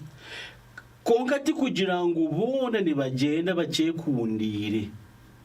They are pushed out of this country because of the stinking conditions. Umwana maro kushoma aza kushaba umurimo bamushaba miliyoni 10 ni mwenda ngo akoreshe. Embere mutama aje ati iskanzeho Dubai ndebe biriyo. Abana binji baferireyo. Abana binji MC Bahati kikunshasha. 2 months ago kandi Dubai. Kaika street eri abana ba Uganda abagenzi gukora bayikayo byarema nebyo kutaha byarema barya street they are begging. Twina abana barugire mu Uganda. Exactly. Abutumanye bakajya kuterekeyo. And they just on the streets. Hato umwande bamuteka nabyete biyumba kuzakora bwa house girl. Bamutayo embere mutama atoroka. Konkano watoroka no uzankahe. Ayirukira street binji group yabana kama 15. Okay, let's connect and abandi hari abandi abuna garushira bo mu Uganda bakurwa mu nkomo kuruga ekibayiko Dubai bakabakwata babato mu nkomo bakaba bamaziremu emyezi 8 ekyo kiro cyenyine bakatushanga airport barugaruko mu Uganda bakababirizinga bagaruka nkaye mu Uganda konka inembera they were deported. Corruption is one of them. Lack of employment opportunities kubura imirimo is the other thing. So ebye bintu bituma abantu baho amasiko. The spirit of being a Ugandan eho. Now Mr. Rugaba, the chairman wa umbrella ya PLU is the first son ali mutabani wa president akusoka General MK. Now you will move to a man by the virtue that you are the executive director of an organization which works entirely in the continent. Is there any song that you hano Timukusaku's advising the president who is your almost like a friend? Why should I advise you when I know I can do them myself? Is it the ambitions, being ambitious, or what you're talking about? Hati. Sometimes in impa exam page. To get my simple to my Kana banzira baza kunsasira koze exam page. Yes, kugira ngo inyuka kuriro mu cyaro. Toilet izitu nubuzimanye zebyaro. Eko. Wagize amenjura yaheza kugwa. Nebita ku nankaje. Neba nenunka. Konka wajiguma mukumara dakika nk'itanu. Akanungo nikakona ki? Nikachendera. Iwe to you. Tikugira ngo kacenda konka wakamanyira. It takes a new person kuija kukushangamu gamati kunanuka kanyanuka konki uyiwukirimu so nakugira ngo system eriho. President Museveni tumusema munonga ebyakozire konka hine abamwetorwire ekinuko kibire kandi. So you are the only hope. We need to have an overhaul of the system. To have a system change. Kibaze mu rwituru kuhindura omu system eriho ninge nkore eriho. So it will appear you. Yes, we look at corruption. We look at reviving the spirit of citizenship. Konga echikuru munonga. We are the visionaries. Kureba ngu Museveni ebyakozire na NRM ebyakozire twabirinda tuta kugira ngo ndijo muntu uragarukeho tiyatuma byasisikara because MC Bahati tokaba president forever. Biology is very serious. Nature has to dictate. Nature has to dictate. Actually, when the Museveni president another 40 years. So we must think about transition. So as a PLU, let's take on peaceful transition of power. Kugira ngo Museveni yarugireho nituzankahe. So it about PLU to inteka najite nteka because buri mutayine nteka yeyi. Aza nako nteka yanje utanjuma because niba yabe nteka yanje ni wino kumpe yawe. Aba as a PLU to inteka ngo Jeno Muhozi Kainerugaba leave alone being the first son. Ito ntumureba nkomuntu. Kitu kumureba nka mutabani wa president because no muntu uyikize myaka 18. The constitution is very clear.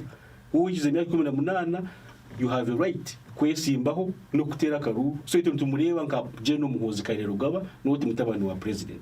I know bushoborozi bwo kubasa kutubera president kandi ekikuru munonga no muntu ori passionate about the 78% ayina agambireho Muhozi Kainerugaba no muntu uri kureba ngu na NCA najimanya na amanyangu abasigazi nibo bingi twatuwenda kurakuraniza Uganda aba basigazi twine kubateraho buryo bwo kureba ngu ba contributinga to the socio-economic development and even the political development of this country. Why can't you MK ali mu myaka 50 General Muhozi as I speak? Yes.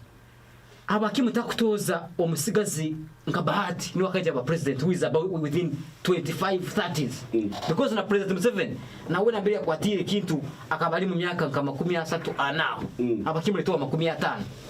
So nkoko nakugira kano ngambere game have to be ambitious. So nkoko nakugira itwe nenteka yitu As PLU, we believe in the leadership of General Muhoozi Kainerugaba. It means even if he was 20 years, we would still probably believe in him. No, we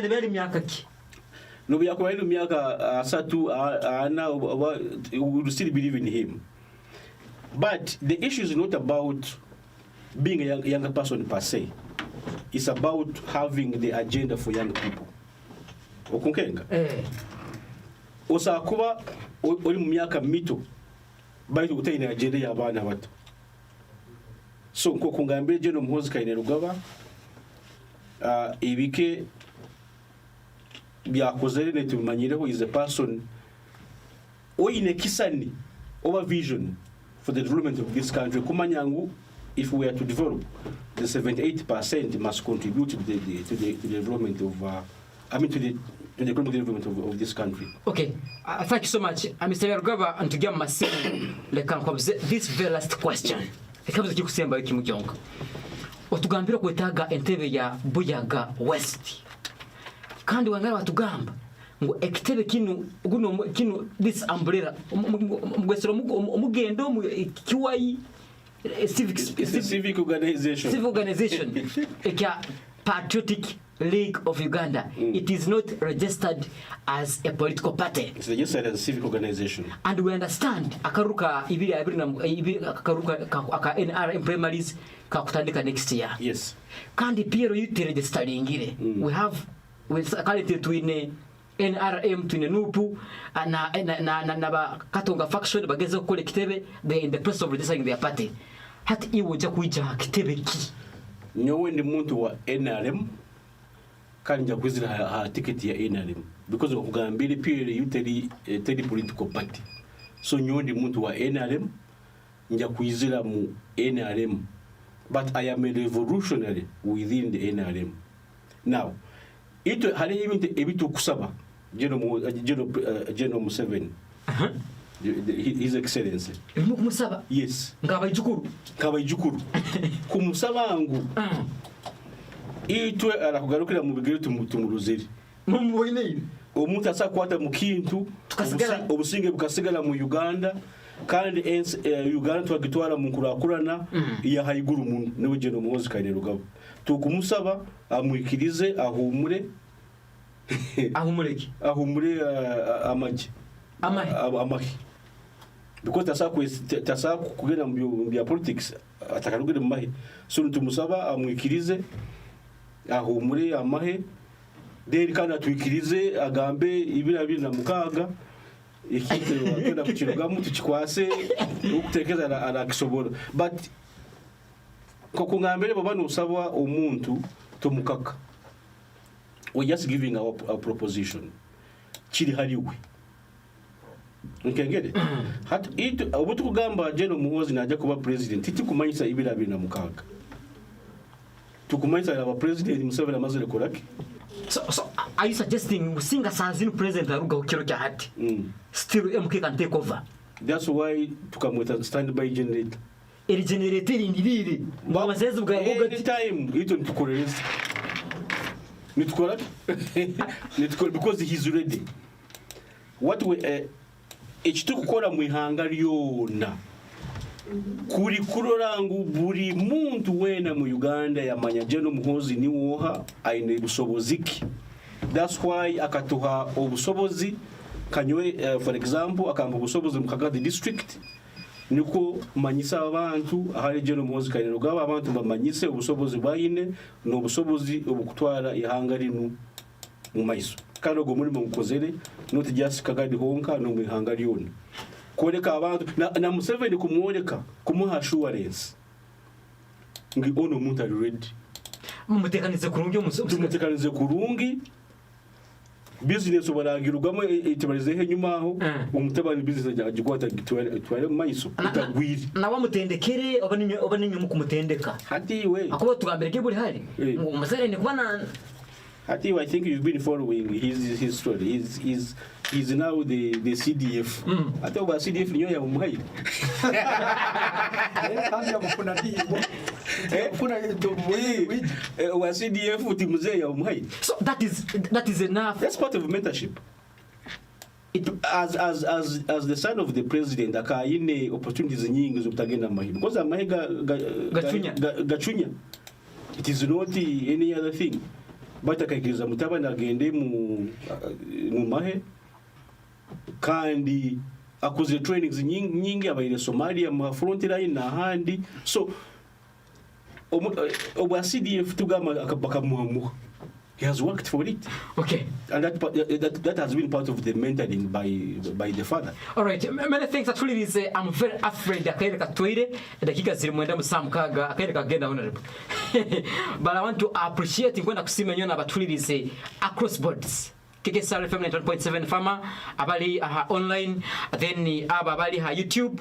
I want to appreciate you currently following this discussion but get leadership program and Kiriki Hatch Square on the spot Mr. Byarugaba James who is the executive director of Youth Alive Uganda kandi Byarugaba James as of now is the coordinator of Musumikaniza owa Patriotic League of Uganda and akwetaga Entebbe ya Buyaga West enu nyine amkaru aka ibiri na mukaga byona mbihulire nkwenda kwasima bana tekanza Ngora thank you Pasco Kahira thank you Alisha Oliver thank you turamwesimira horrible bale mno Habati Musau Habati thank you. I can see the feedback that is coming through kunyereka anti muri hantikanza maybe ningia masimu lekamba somere line tujja kukolesa area 0 msanju mnana msanju nsanju naina mwenda mukaga mwenda manane. Ladies and gentlemen, we are using 0787 74 96 98 0787 74 96 98 Kagadi Kibaale Community Radio tekanisa leadership program. I want to kwenda kuba nigena maiso no kuranti nyasoma ho butumo bumu Mugabe Pierre. I disagree with him. Buyaga West is not too bad much as he said. I strongly say Honorable Tinka Simire has done a lot. This is Leon Yagamba. Uganda is not my kingdom. This is feedback area YouTube. Then Gambira mwesere I wish you akwendezo buhanguzi bakumweta Kisembo Pius is watching you from Changwali. Then okay Shabahurira Pauline ubale mno kwenda onagambire kusemerura Kateba watching you keenly following from Horo wabale mno and of course kwenda kumanyirira ono bamwesere okay onagambire therefore this program is okay wabale mno nagambire mwesere bondigaba Emmanuel man thank you for the program. It has always done much for us as the community. Okay wabale mno kwenda kujama simu 0 msanju mnana msanju nsanju naina mwenda mukaga mwenda mnana 0 msanju mnana msanju nsanju naina mwenda mukaga mwenda mnana kwende simu otere simu. You can comment, you can ask yourself kihabuzo ali Honorable Byarugaba James apulirize akajunka kugyamu because now we are an international broadcaster. Ara abantu abali America, abantu abali Dubai batamanyiru nyoro, batamanyiru chiga. So we have to kasafu kanyama. Nenyo abahantu kubahereza benefit of doubt, kuranti twageza kuranti mikisingamu, but apologies akajungu na America bayireka ingi, but we are trying kuranti buli muntu yasa kuba na muvinga naitwe on this program. KKC Radio Kola Kambelo. Bwana Bahara. Yes please. Yes nyongeza iraka. Wamani zira kirani. Nyawo mkusiba. Saja ni saga rugabo. Ayibare kuita kuchungura.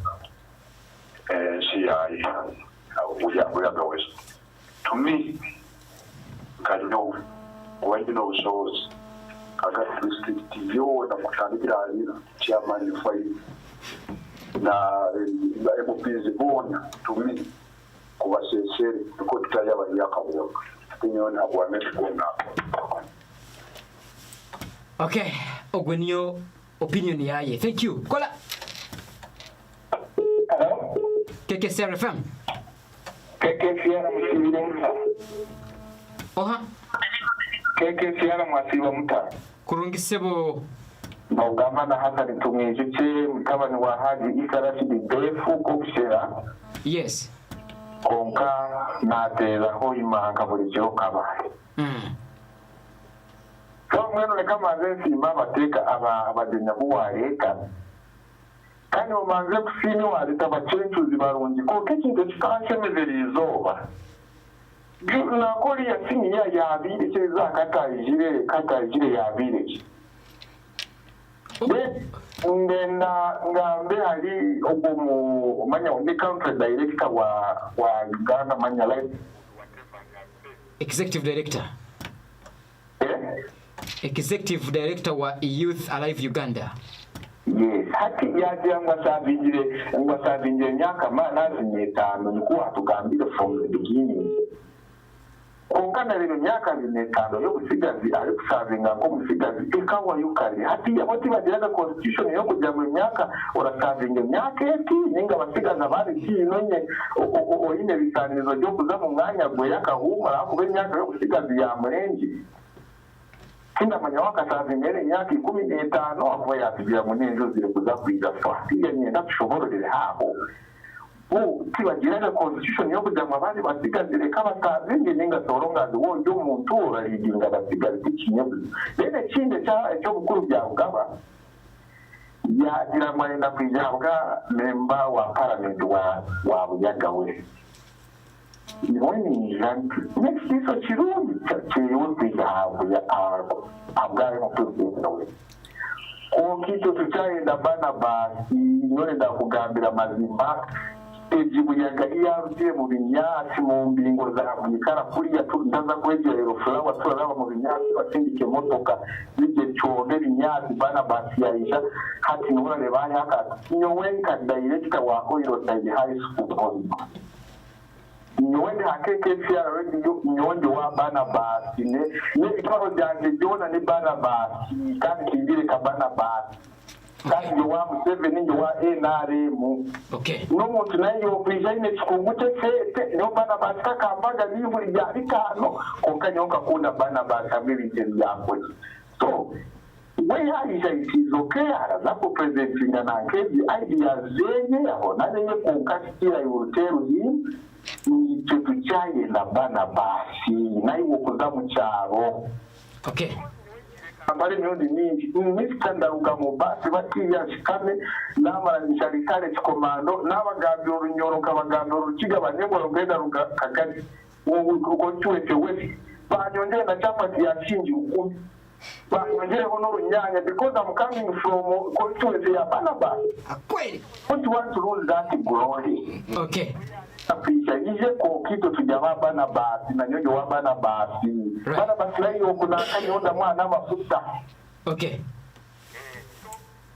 Ogo minyetangaruke mete kiragira ngo habwe challenge de myaka y'abasiga y'imyeto kandi akaguma rebe mbere minyeta abasigaza abandi kibariyo. Okay. Iraga age limit y'abasigazi. Okay. Kola. Yes, bye. KKCR FM no. How are you, sir? I'm okay, sir. I appreciate that program. But the Yargawa James is a changer man. He can change Buyaga West into a very good position. For example, Greater Kibaale Buyaga East, very good man, and he has done a lot. So Banabasu, yicara magake rero ndaja pershima bashaka kansa. Okay, wabale mno kola gambela KKCR FM Wabale program okulito ali na masomo. Yes. Ati kusima honorable Yargawa James ayo bari kwiga mu limi ya West. Ano gurugamba bana basi wale alikujemeza eka fara hite tuyambire sini kwa gamengu yaza kuliya alikumunga atabule bishibyo bikutiyamba ite turedo muntu wo kutukolera ite katwagire byaro gabajemusi ekisanja tumovenda watukolere bya bana base byakozire ikine bitukolere byatukolire ivyo yo kugenda kushumana mu parliament ngurugorpu atukolire chiyo Sine minister mu naka mu Kagadi muno. Tubiri twafunire minister tukabo abyo bigabo byabana basi tugashigwe. Reka twagire byarugaba James.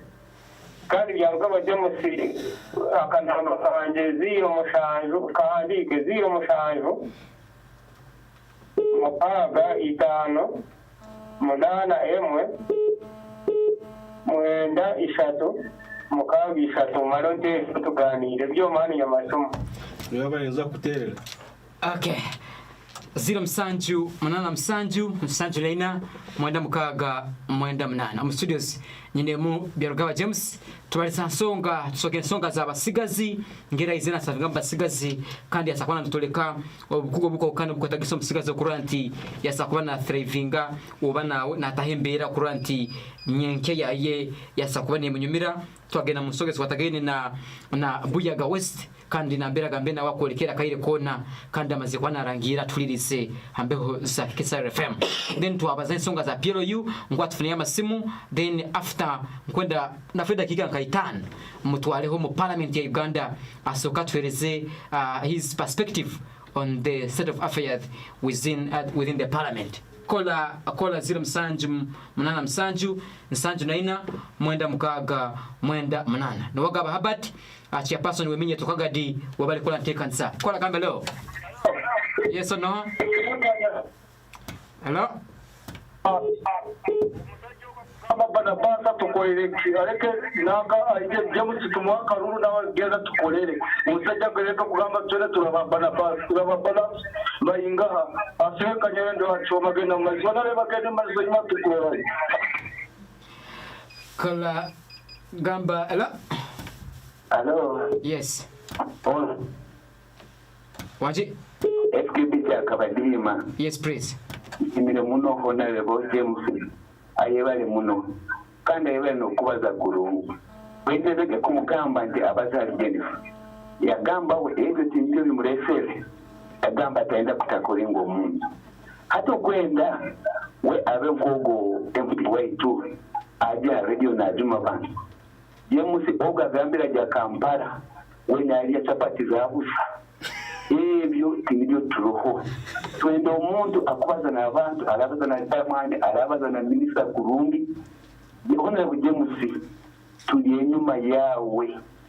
Sigaye ndisande SKB akabadima. Okumbe ogwagambire nti baliyo bapana ba. Babeyo ko na itupiliyo abajemu. Webale muno honorable. Okay. Wabale mno ono mwesere bya Ruhanga Bruno Chakabadima live and Kiria Bruno. Wabale kola tekansa. Kola gambelo. Hello mkuru. Yes please. Program kubahati. Wabale kuliriza. Ono kubaza no muhereza beza mukungwe. Nfatti abantu abamu bareke bakundiye muri pa campaign tukakire umukuru wa na program nungi nabazaho abasigazika tukubiro abasigaza se mwamani mali kakuba abantu bola babizo abasigazi babira mu mihanda nkejo usangira abasigazi bakora ite mubyo kandi bari mu mugaso kunyanga ya Rwanda kandi abagabo abakorera amasimu babaza ibisongoyire ndakimungu nambere akore numi abahe mu yonka enumi no zindi zizako kandi zikora ku rundo burimo umuvamu abwecho abakurembeze baba bariro bakozere ku rundi akayire kashire nabo kugureho uri mukoresa amaso uri mukoresa amani nabwecho sabu mkuu wa bene maisha na niko tuzindule Kagadi ebe nungi. Okay. isi baitu inarumukuru rekore kandi bisho n'ubundi akinga abantu abakuru babo bakwatagana kurungi n'usanga twachika ukurakorana ya amani Kagadi baitu dali yendaro Kagadi yendaro kabwao atuli Kagadi iyo usinge yenkole nungire no kugamba atola ibere yale homa cyonka nabaliriza abantu ba buyaga wese takumanya urakora bakora tamene hano namanya ngo ni urugido ruri baitu abantu bari ndaida hansi ngenda service bari ugatari urugido rubona rushinde kujya kwamuka cyangwari kugendera hajyaje embyari yabira kutere toko amanya ni radio amanya ni gra ale tureke campaign yakangura kurande gishoka mwebare muno umwereza bintu by'abukuru.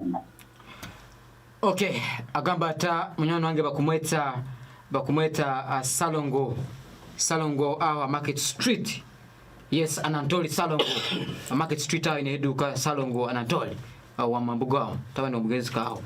Okay. Ono mwesere Engineer Charles Biaruhanga. I'm following the program live from Nyamanga. Thank you so much for elaborate on youth, for being elaborate on the youth aspect. This is Mr. Biaruhanga Charles. Thank you. Onagambira mwesere is called Mukonyezi Sulua Kasoga. Honorable, we are behind you. We need change, especially on parliamentary seat. Thank you for the program, MC Bahati. No mwesere Mukonyezi Sulua Kasoga. Uli Muhoro Sub-County. Kafanya masimu, kwenda masimu nka atano. Ngaruke mu studios, then Honorable ajakitinga masimago. And of course, take an zenu begin panigi mara zenyini sampaga next week barakali sita time is chasing us. Kola. Ogumere za vinja kugachaba. Yes. Kubaba ni kweli. Kandi tuyafuye mukuru ya rugabove ayobare munonga kwandi kugamba habinze biri kugenda muri shokani. Iyo goze n'ibyo wabuyaga isi. Songa akarura undarabahona ndahurira byarugaba kare twaturenda n'ubwo buryo mwebembezi ugambe ho kurungi ko mu government naho ajenka ko yakora yakuyamba muga waenda kugenda kugamba ho munonga mu bapurabo barakutera hanze nyindo hanze bora bakuririreho ibintu byawe bitaturuka kurungi yaturenda baba rikondeka we kurungira rugaba we akoze to kurungi urimigoye aho kuba tali utarakozesa rurimi rubi arukozese kurungi hanyuma abantu bolenda gabanda baragamba kurungi hanyuma ufundi bwega witekahinduka natudanyemereza kusinga kugeza abasari yacho wabara mnonga. Thank you. Ono mwesere Joel Musinguzi is live in Turkey. Is a born of Kagadi. Live in Turkey. Agambire Mr. Biarugaba James is a good guy. Let him abandon the MK thing and concentrate on NRM. Ngo msaja murungi baitu ngukuli akapiro ikalo kaleke bena NRM.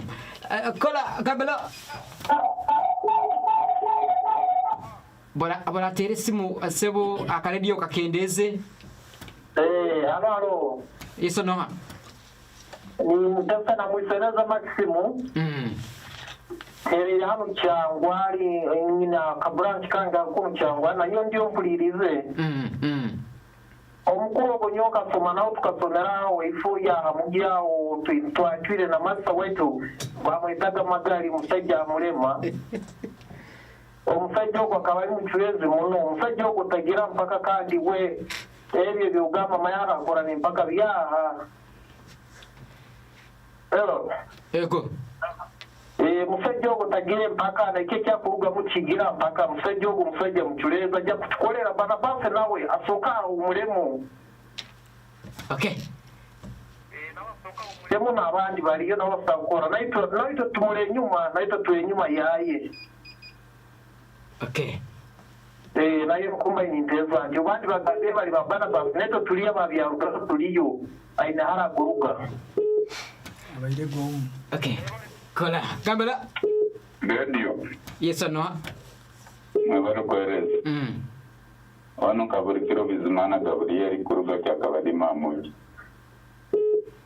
imirente kaniza yanyeyo nyonko gonza kusima no mugurogo honare bubyarugaba bagemusi webare kuyijya okutwereza ubugambo bwo Burundi ekayo tubuzo baito wizire webare muno kuyijya ejamani muno buri buhereza kwengurakurana mu maka gaito hamwe byaro abantu bahanze abantu behanze nkari ni ngoma munyabo ni mukara ni mumanya abantu bahanze baroho bata wakuba ensonga ya mani muno nonyekane nsema abahereza muno byarugaba James kusimire webare kwijya no muhimbo gwawe nyo kusimire muno baito amana ubonyini webare kwijya kando izire kirabo cyayito webare muno nyo kusima busima busokini.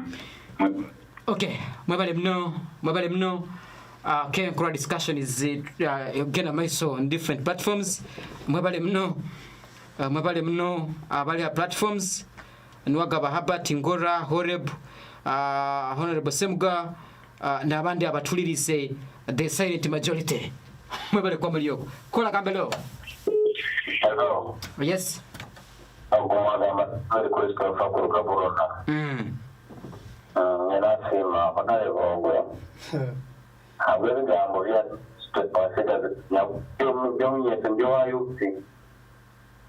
Kandi cyemera muno nk'abazima aboko cyane yayigeza ibigambo nikebyo ebyo kwekora abantu bakuze kandi bana shoka isitwara mu bwisho so eje nawe nama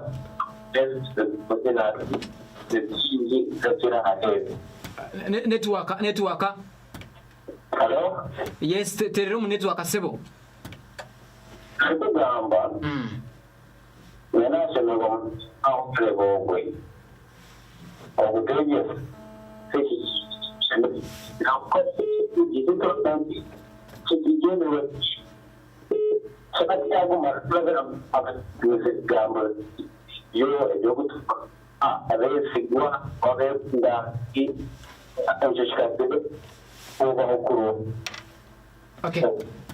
Okay. Onganyire sebo mbaita kufuna kurungi baitu that is where ebigambo bya ebyo the package yeminyeto aniye attracting his attention kanda kusima honorable onwa mwesere Collins aruga kyakabadima Collins tumpairi bale ya kabiri but you are called Collins kyakabadima angambire Byarugaba has not answered the question of why is it that Youth Alive Uganda doesn't have a cluster in the Bunyoro region such that the wananchi can benefit before he goes to parliament. Ona kwabisa ekitongole kile kyo kuras the ED habo akimutaine kunu branch mu Bunyoro kandi takimanye kurungine ho okusibuka. Honorable wacha kono responding on that very question. Akola gambela. Hello. Yes, please on. Ngamana kama kanyamunyu. Kimo ya ngaba kachaka kuborozeho. Chakuma isazo mbara mitanaza kutewe mbara kitoni. Watu wamurodizeho? Kachaka kuborozeho kama ntwari gashaka kanyamunyu na URDT. Chakuma isazo nazo sachira ginji. Okay. Only two esimu ibiri abantu abengi mukusima baitu nyanyezere byagaba mu habuzo especially in the youth docket. I don't think we have exhausted them. Baitu sakwini kabuzo ko munyeto. Yes, akola osa kwabula baby akwabule ebyo nabikwa baitu bo abantu benda to kuri kola. Yes or no? Yes. There is said that action speaks louder than words. Kimanyi fate kugamba utakozera gikorwa ubu cyokere gusa yamba simu bana mbasi abanda ikare katayito has done well but enough is enough. We got to find out. Okay, thank you baguma akamsegu nkuramkise kola gamela. Hello. Yes ana Okuni manevya wanga wa bro nyamkisa bridge. Bishimu mukuru uyu akubewale kwija muyaga we aningero korora akore ibintu bya mana akore ibintu bya mana ugakubaza bana base manyaki nati manya kampara kurya chapati iyo tubeto kukorera muri mu kujyamaye rero nyine cyazo cyange ikogamba ati iba kweshe kandi kukorera ati abayusi abo kuba kuno bayusi ni ukirebe wayipo so kikakunje cyange kana tumizeme nyuma turi nyuma ndakumiza mu maito turi nyuma kare wale kene mu maito. Okay, kola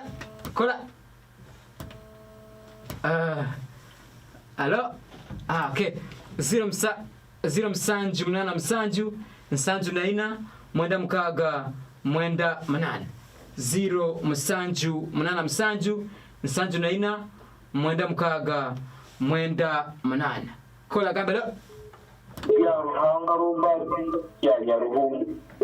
Yes. Yes.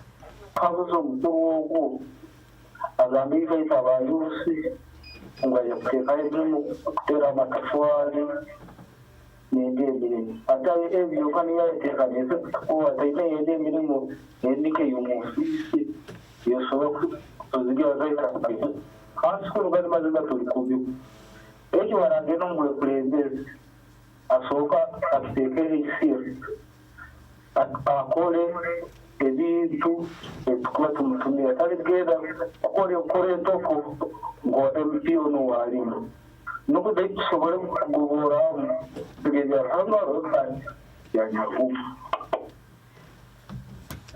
Okay kola gambelo Dia Rwanda wa Mukatenje. Yes please.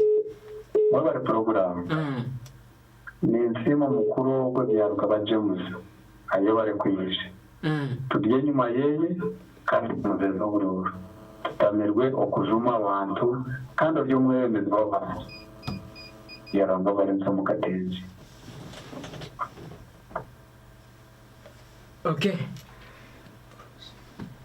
Okay, we are using one studio line official 078 mwenda mkaga mwenda mnana Bruce the Conqueror mpefu wabale kola ntekansa wabale mno Bruce kola gambelo. Yes please. Wabale kola msibani ana kubaza nambana gamana mkajaka muhorire byarugaba James abale kwijambarwa betu nyeke abuze cyangwa kirindi kandi sometimes mba confused na bere kandi kizoka inyunga babere yimukwenda muno omwana kusinga yise mukwenda kukwetore cyane mukwenda muno omwana kusinga ingeri sa kumwenda akwa isa kumurora mukitinisa cyamahe cya CDF wabwira bote bayikara wenko mutana mutabana wenkekika aho nyankora Museveni ntakumwanda bete nyamukwenda omole twajabe success ngo nirandi Museveni akwendeza muta.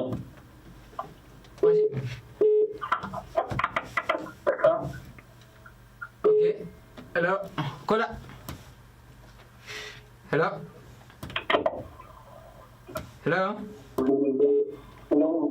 yes or no.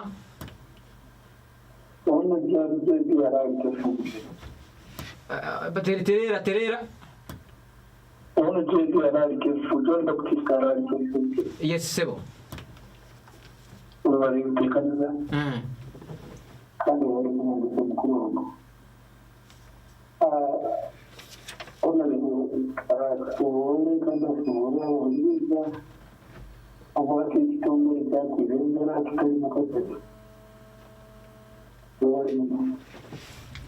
Okay, tweyonjere Tadeo Kasoga wabali kuna tekanisa. Of course nabandi abana tekanisa. My friend Bamanya Nyankwanzi wabali kuna tekanisa. Of course Godfrey Amulinde from Hotown Council wabali kuna tekanisa, and the very many of you who are following this discussion right here ambayo za Kagadi Kibaale Community Radio 91.7 Fama. Studios with us nyinemu Mr. Rugaba James akandi kireke hati nawe tumhairi umugisa on this platform ya leadership asikuba na tubahone songa eza kuba na teramtochi azikwa ukana njo kula mulesere on different aspects abengi mbe manyinja kumuleta abya youth byonka, but it was also right and just to inquire from him what again with his future aspirations as someone who wants to kubantu kwaraki kwa naja kuchungura ababuyaga West as their hope. Okay, okay, okay, hello. Live at KKCR. Program. Wabali kuliza. Kama Richard Chatereke. Yes, Richard. Ati simemuna bonaro kwa that program. Pero haro mande wafanya basi na gamba wakati Kampala simanye ba ya sabajata ba mongera chapa tengi. I think you open there about the Moroma. Because we can't get on to our issue of national importance. Kagadi bakubaza ahora akapatia kati baya kungalatia kati orokumi imani wa. This is a member of parliament position. Whenever you expect somebody to talk about roads, talk about schools, talk about health facilities. So you know, again, you go at the time to very similar to Uganda, come to the way to Manila to the parliament, and you call up a little.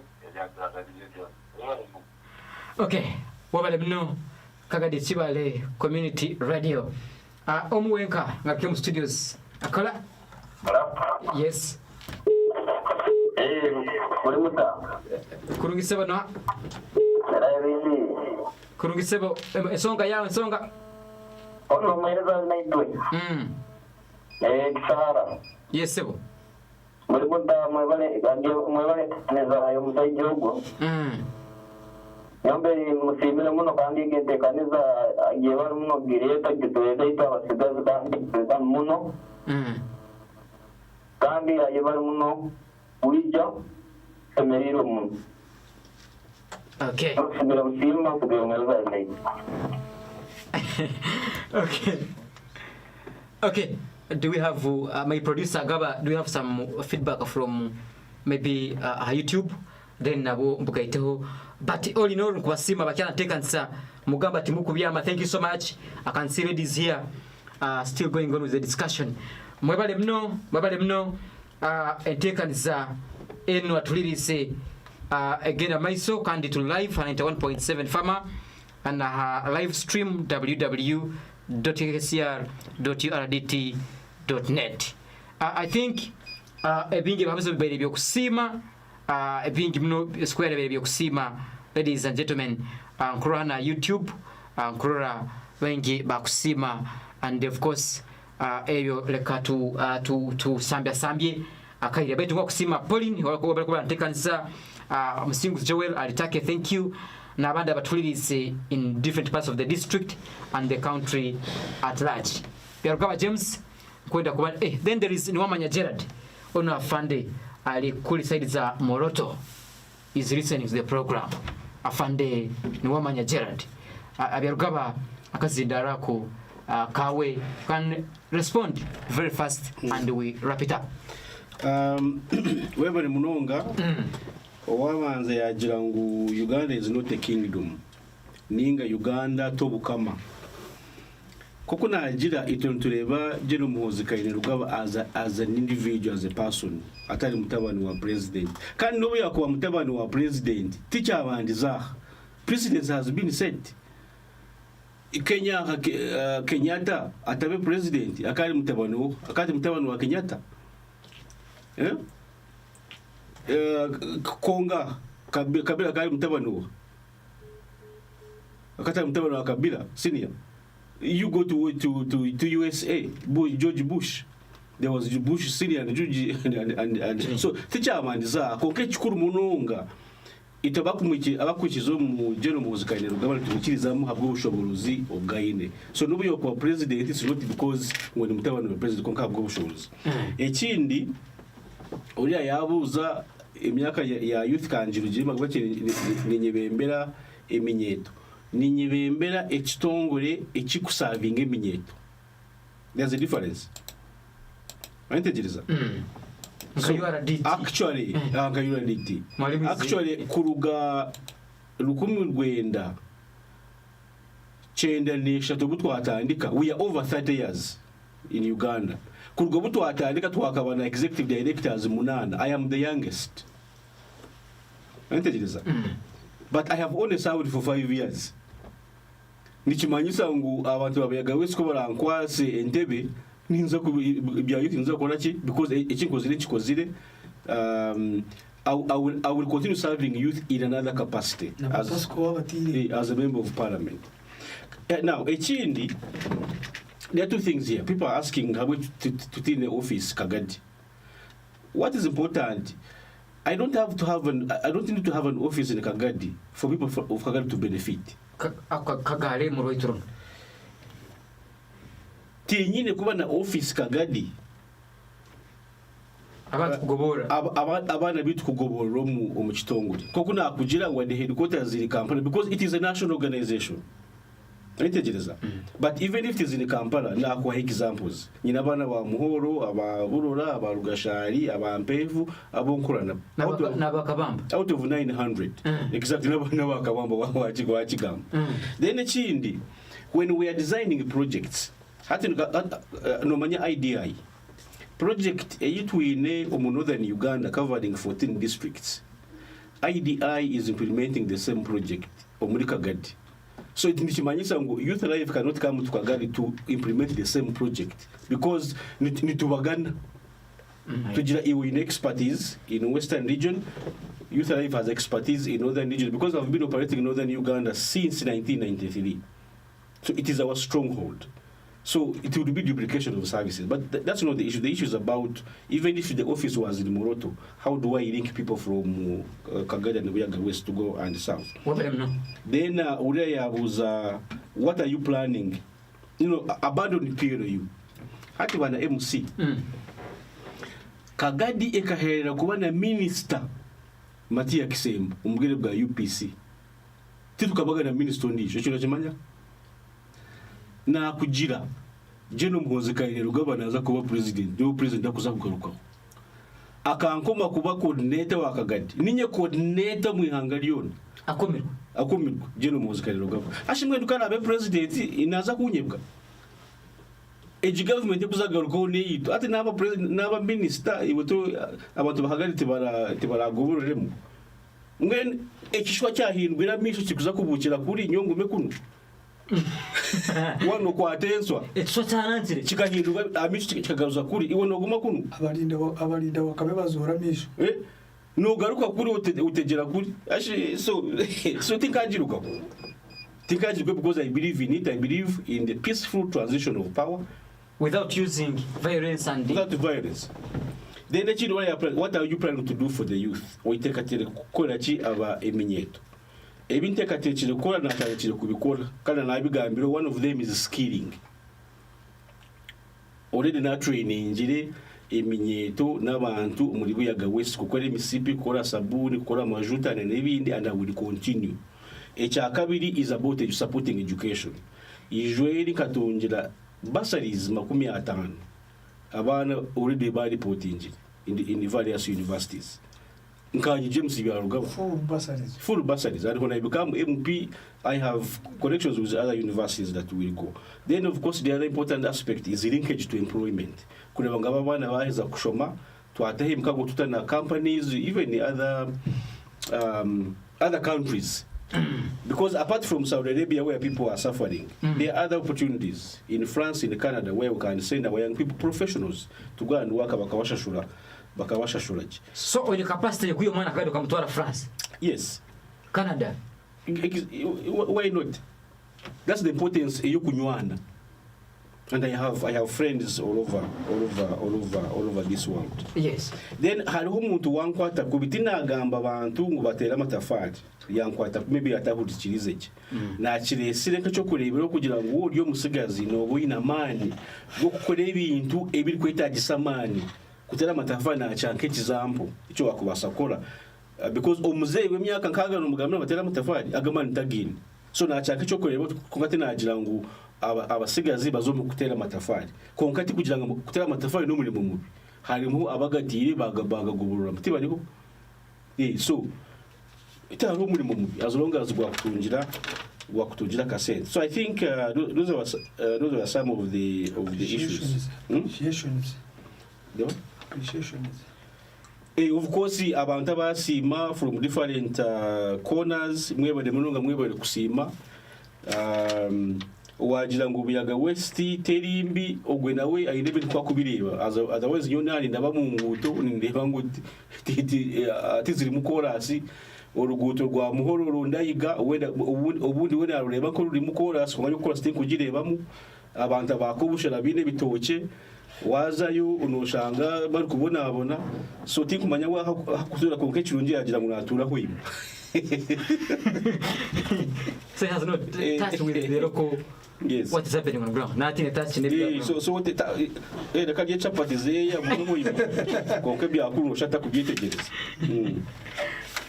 I think the behavior. Okay, honorable kwenda kuachilia kumanyira abantu anatekanisa Mrs. Reste Byarugaba kuri Nyambeho anatekanisa. Awulirize na sweetheart wayi. Mama namuna musamazima na muzeyi. Yego. Baratekanisa akutere simenge kuna mu jam. I have like line zisatu aba Airtel muranganyira na people are asking line Airtel era posta. It is here by to sound output yayo kuba eterikiriya so kirike hatinji kolesese. Apologies dear listener wataire ha Airtel. Yes, I can see people here trying to ask me kwenda yo babiri bonka two more callers then honorable are responding amasiga yale mengi muno bali kufanya abandi babiri two honorable kola la ke ono Amson na mweseke watiranka na teramu nebo wa buyaga we hapoyo mamuno nasuma muno mukuru wo Byarugaba habwente kateke yayineka saba arimo kugarukira buyaga we yonka neighbor exactly ando near. Okay. Erezo na kasumuke tuongea tubaze niyo namba yangu tumo. Okay. Kale aja kusome namba rana sibura aja kwa nasome namba. Thank you chekegwa hapoyo bagambire kunu wataba kakeki batakalia bonga ababuya gawasi nabakiri go baherize hona kola gambala yaba ati yeso kunoha ukunwa mweta since mwana w'umugose ubwira ndiyapo nikubamu mu madame akigorwamo kongana yaba mu Byarugaba kwikana kutugambira n'amurikirasa oyireho ikinabanyenda kumbuza my question is yatugera ngo PRU it is not a political party konka nyawe nko kucyenga kwanje nyuma yabo muntu kwese mu Uganda no teko kwizura mpate yona nengo kwizera ori independent ngomu highlighting some of the things they disagree on government, they disagree with on government ya NRM, kandi they are ready to sorting out PLU. Ekiro kuba kimanyisangu PLU yabanerera some loopholes in NRM. Ekiro kimanyisangu it is an opposition. Ati kuba ne opposing enkora anemetwazi ya NRM. So nanyezera tumwongere highlighting atubore kindecho PLU yaba a political party kandi kugira ngo takubashi kujoga mu NRM then yabane opposing NRM atangarize. Okay, obali bana basina bataka kuzokuji but before our constitution was changed, abantu babasukizana bategeka n'abasukizana gutegereza icyo kugira ngo yabagereke yes n'abasukizana kandi no mwambi ya rugaba nabo yiza ideas mu tazubayinga nitubasha kumusapota konka uyiro kugira ngo there is a confusion hagati ya PLU na NRM ekitara kucyenga bayatugambira ngo there are some rotten ariko tugambira ngo ariko rero kugira ngo cya victim trains ni bridges.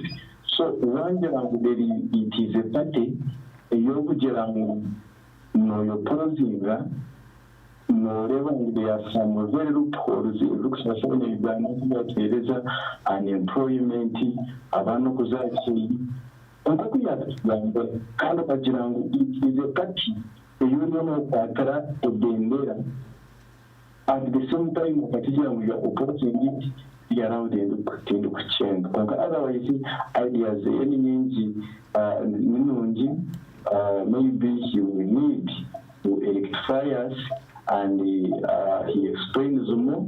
We know the relationship of the difference between PLU and the NRM. Thank you, Gwanabati. Okay, wabali mnonga huliza barungi. I'm Alfred Akayide Katutwire, and we have to call it a program. Perugaba, your parting shot obugamba obukusemba yo hari abahuliriza, and maybe as you're winding up abantu obahirize esimu, especially the youth, so that the discussion ekusagena maiso even off air.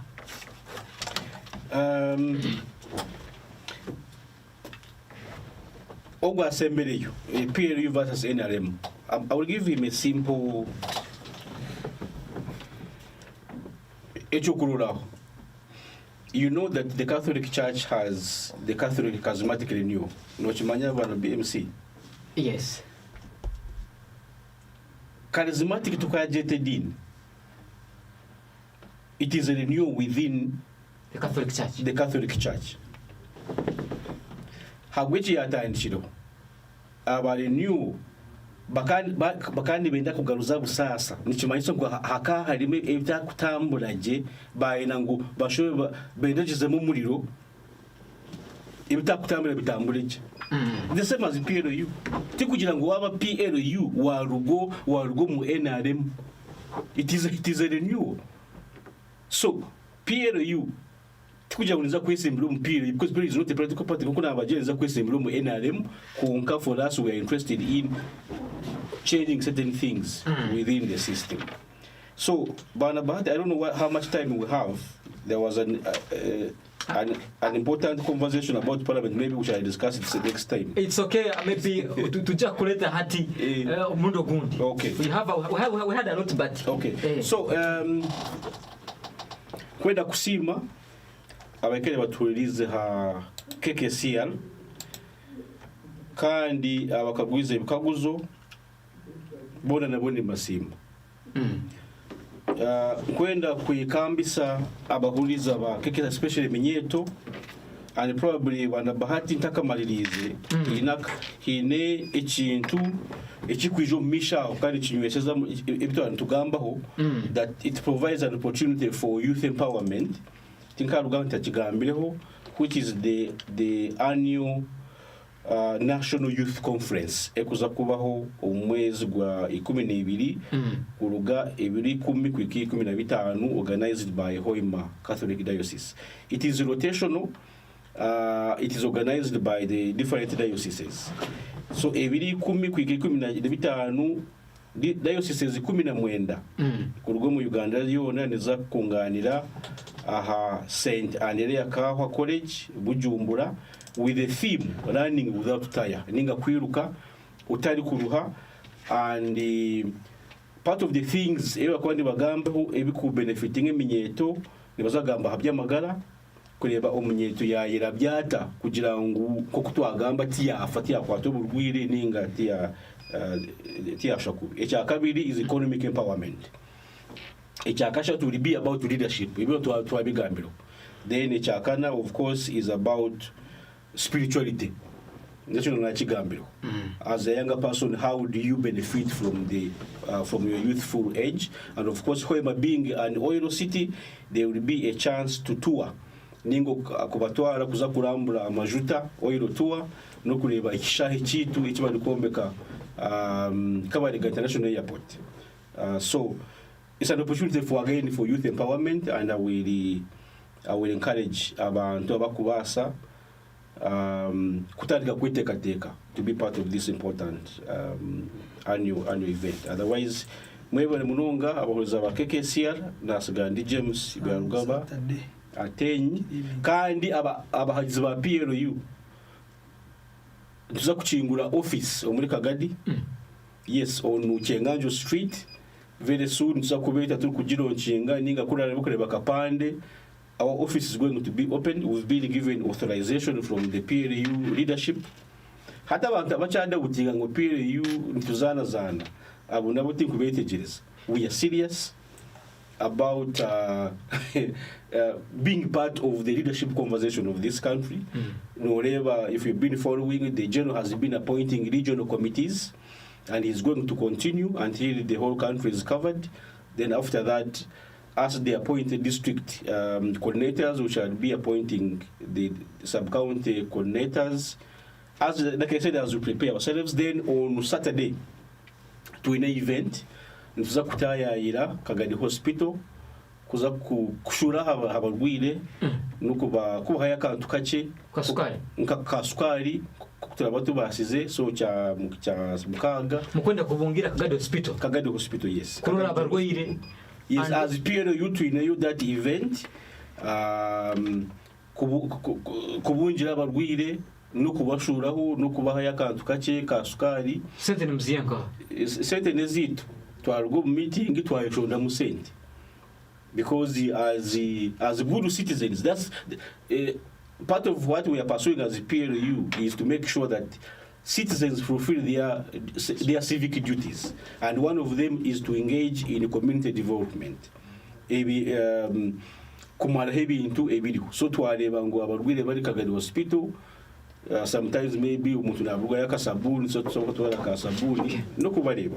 So abarabeho ni abahagize ba PLU, I call upon you mwije mutweyungeho kugira ngo agomwe mutwa ukora kandi ko turaruga unsa kubagambira what will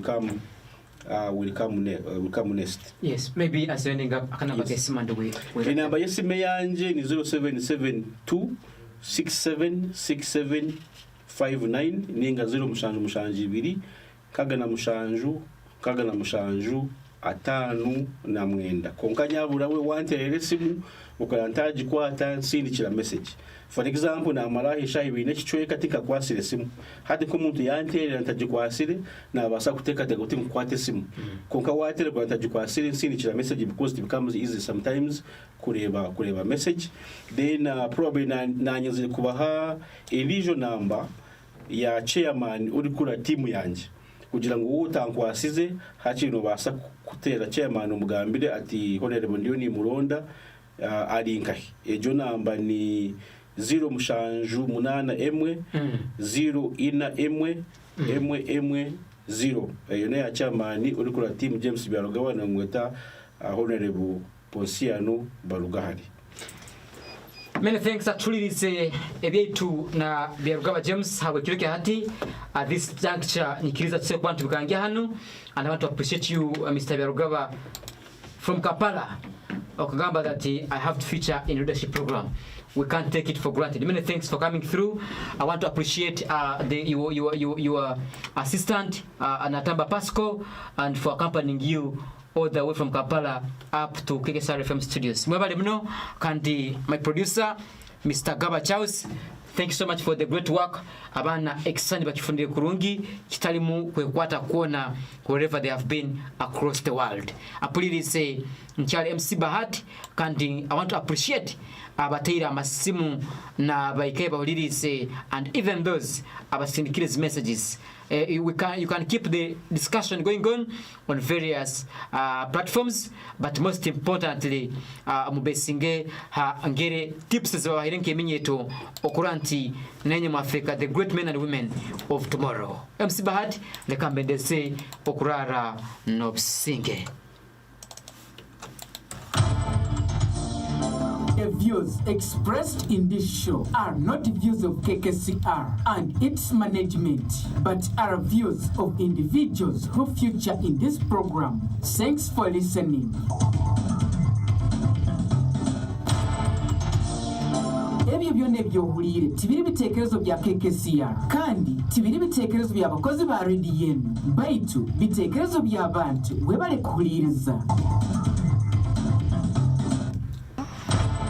For you, The views expressed you in can this show are comment, not views of share. KKCR I'm going to be sharing and its Tico management, talk shows, but are live views broadcast, news broadcast in areas of education, health, agriculture, environment, and many sorts. Also live commentary. Thank you.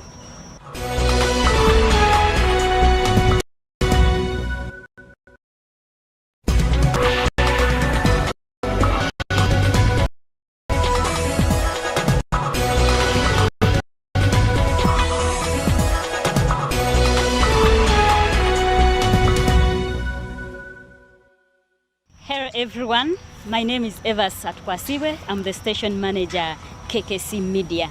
We have the radio and the TV. The radio is Kagadi Kibaale Community Radio and the TV is Kagadi Kibaale Community TV. So we have opened this YouTube channel for you. You can subscribe, comment, like, share. We're going to be sharing political talk shows, live broadcast, news broadcast in areas of education, health, agriculture, environment, and many sorts. Also live commentary. Thank you.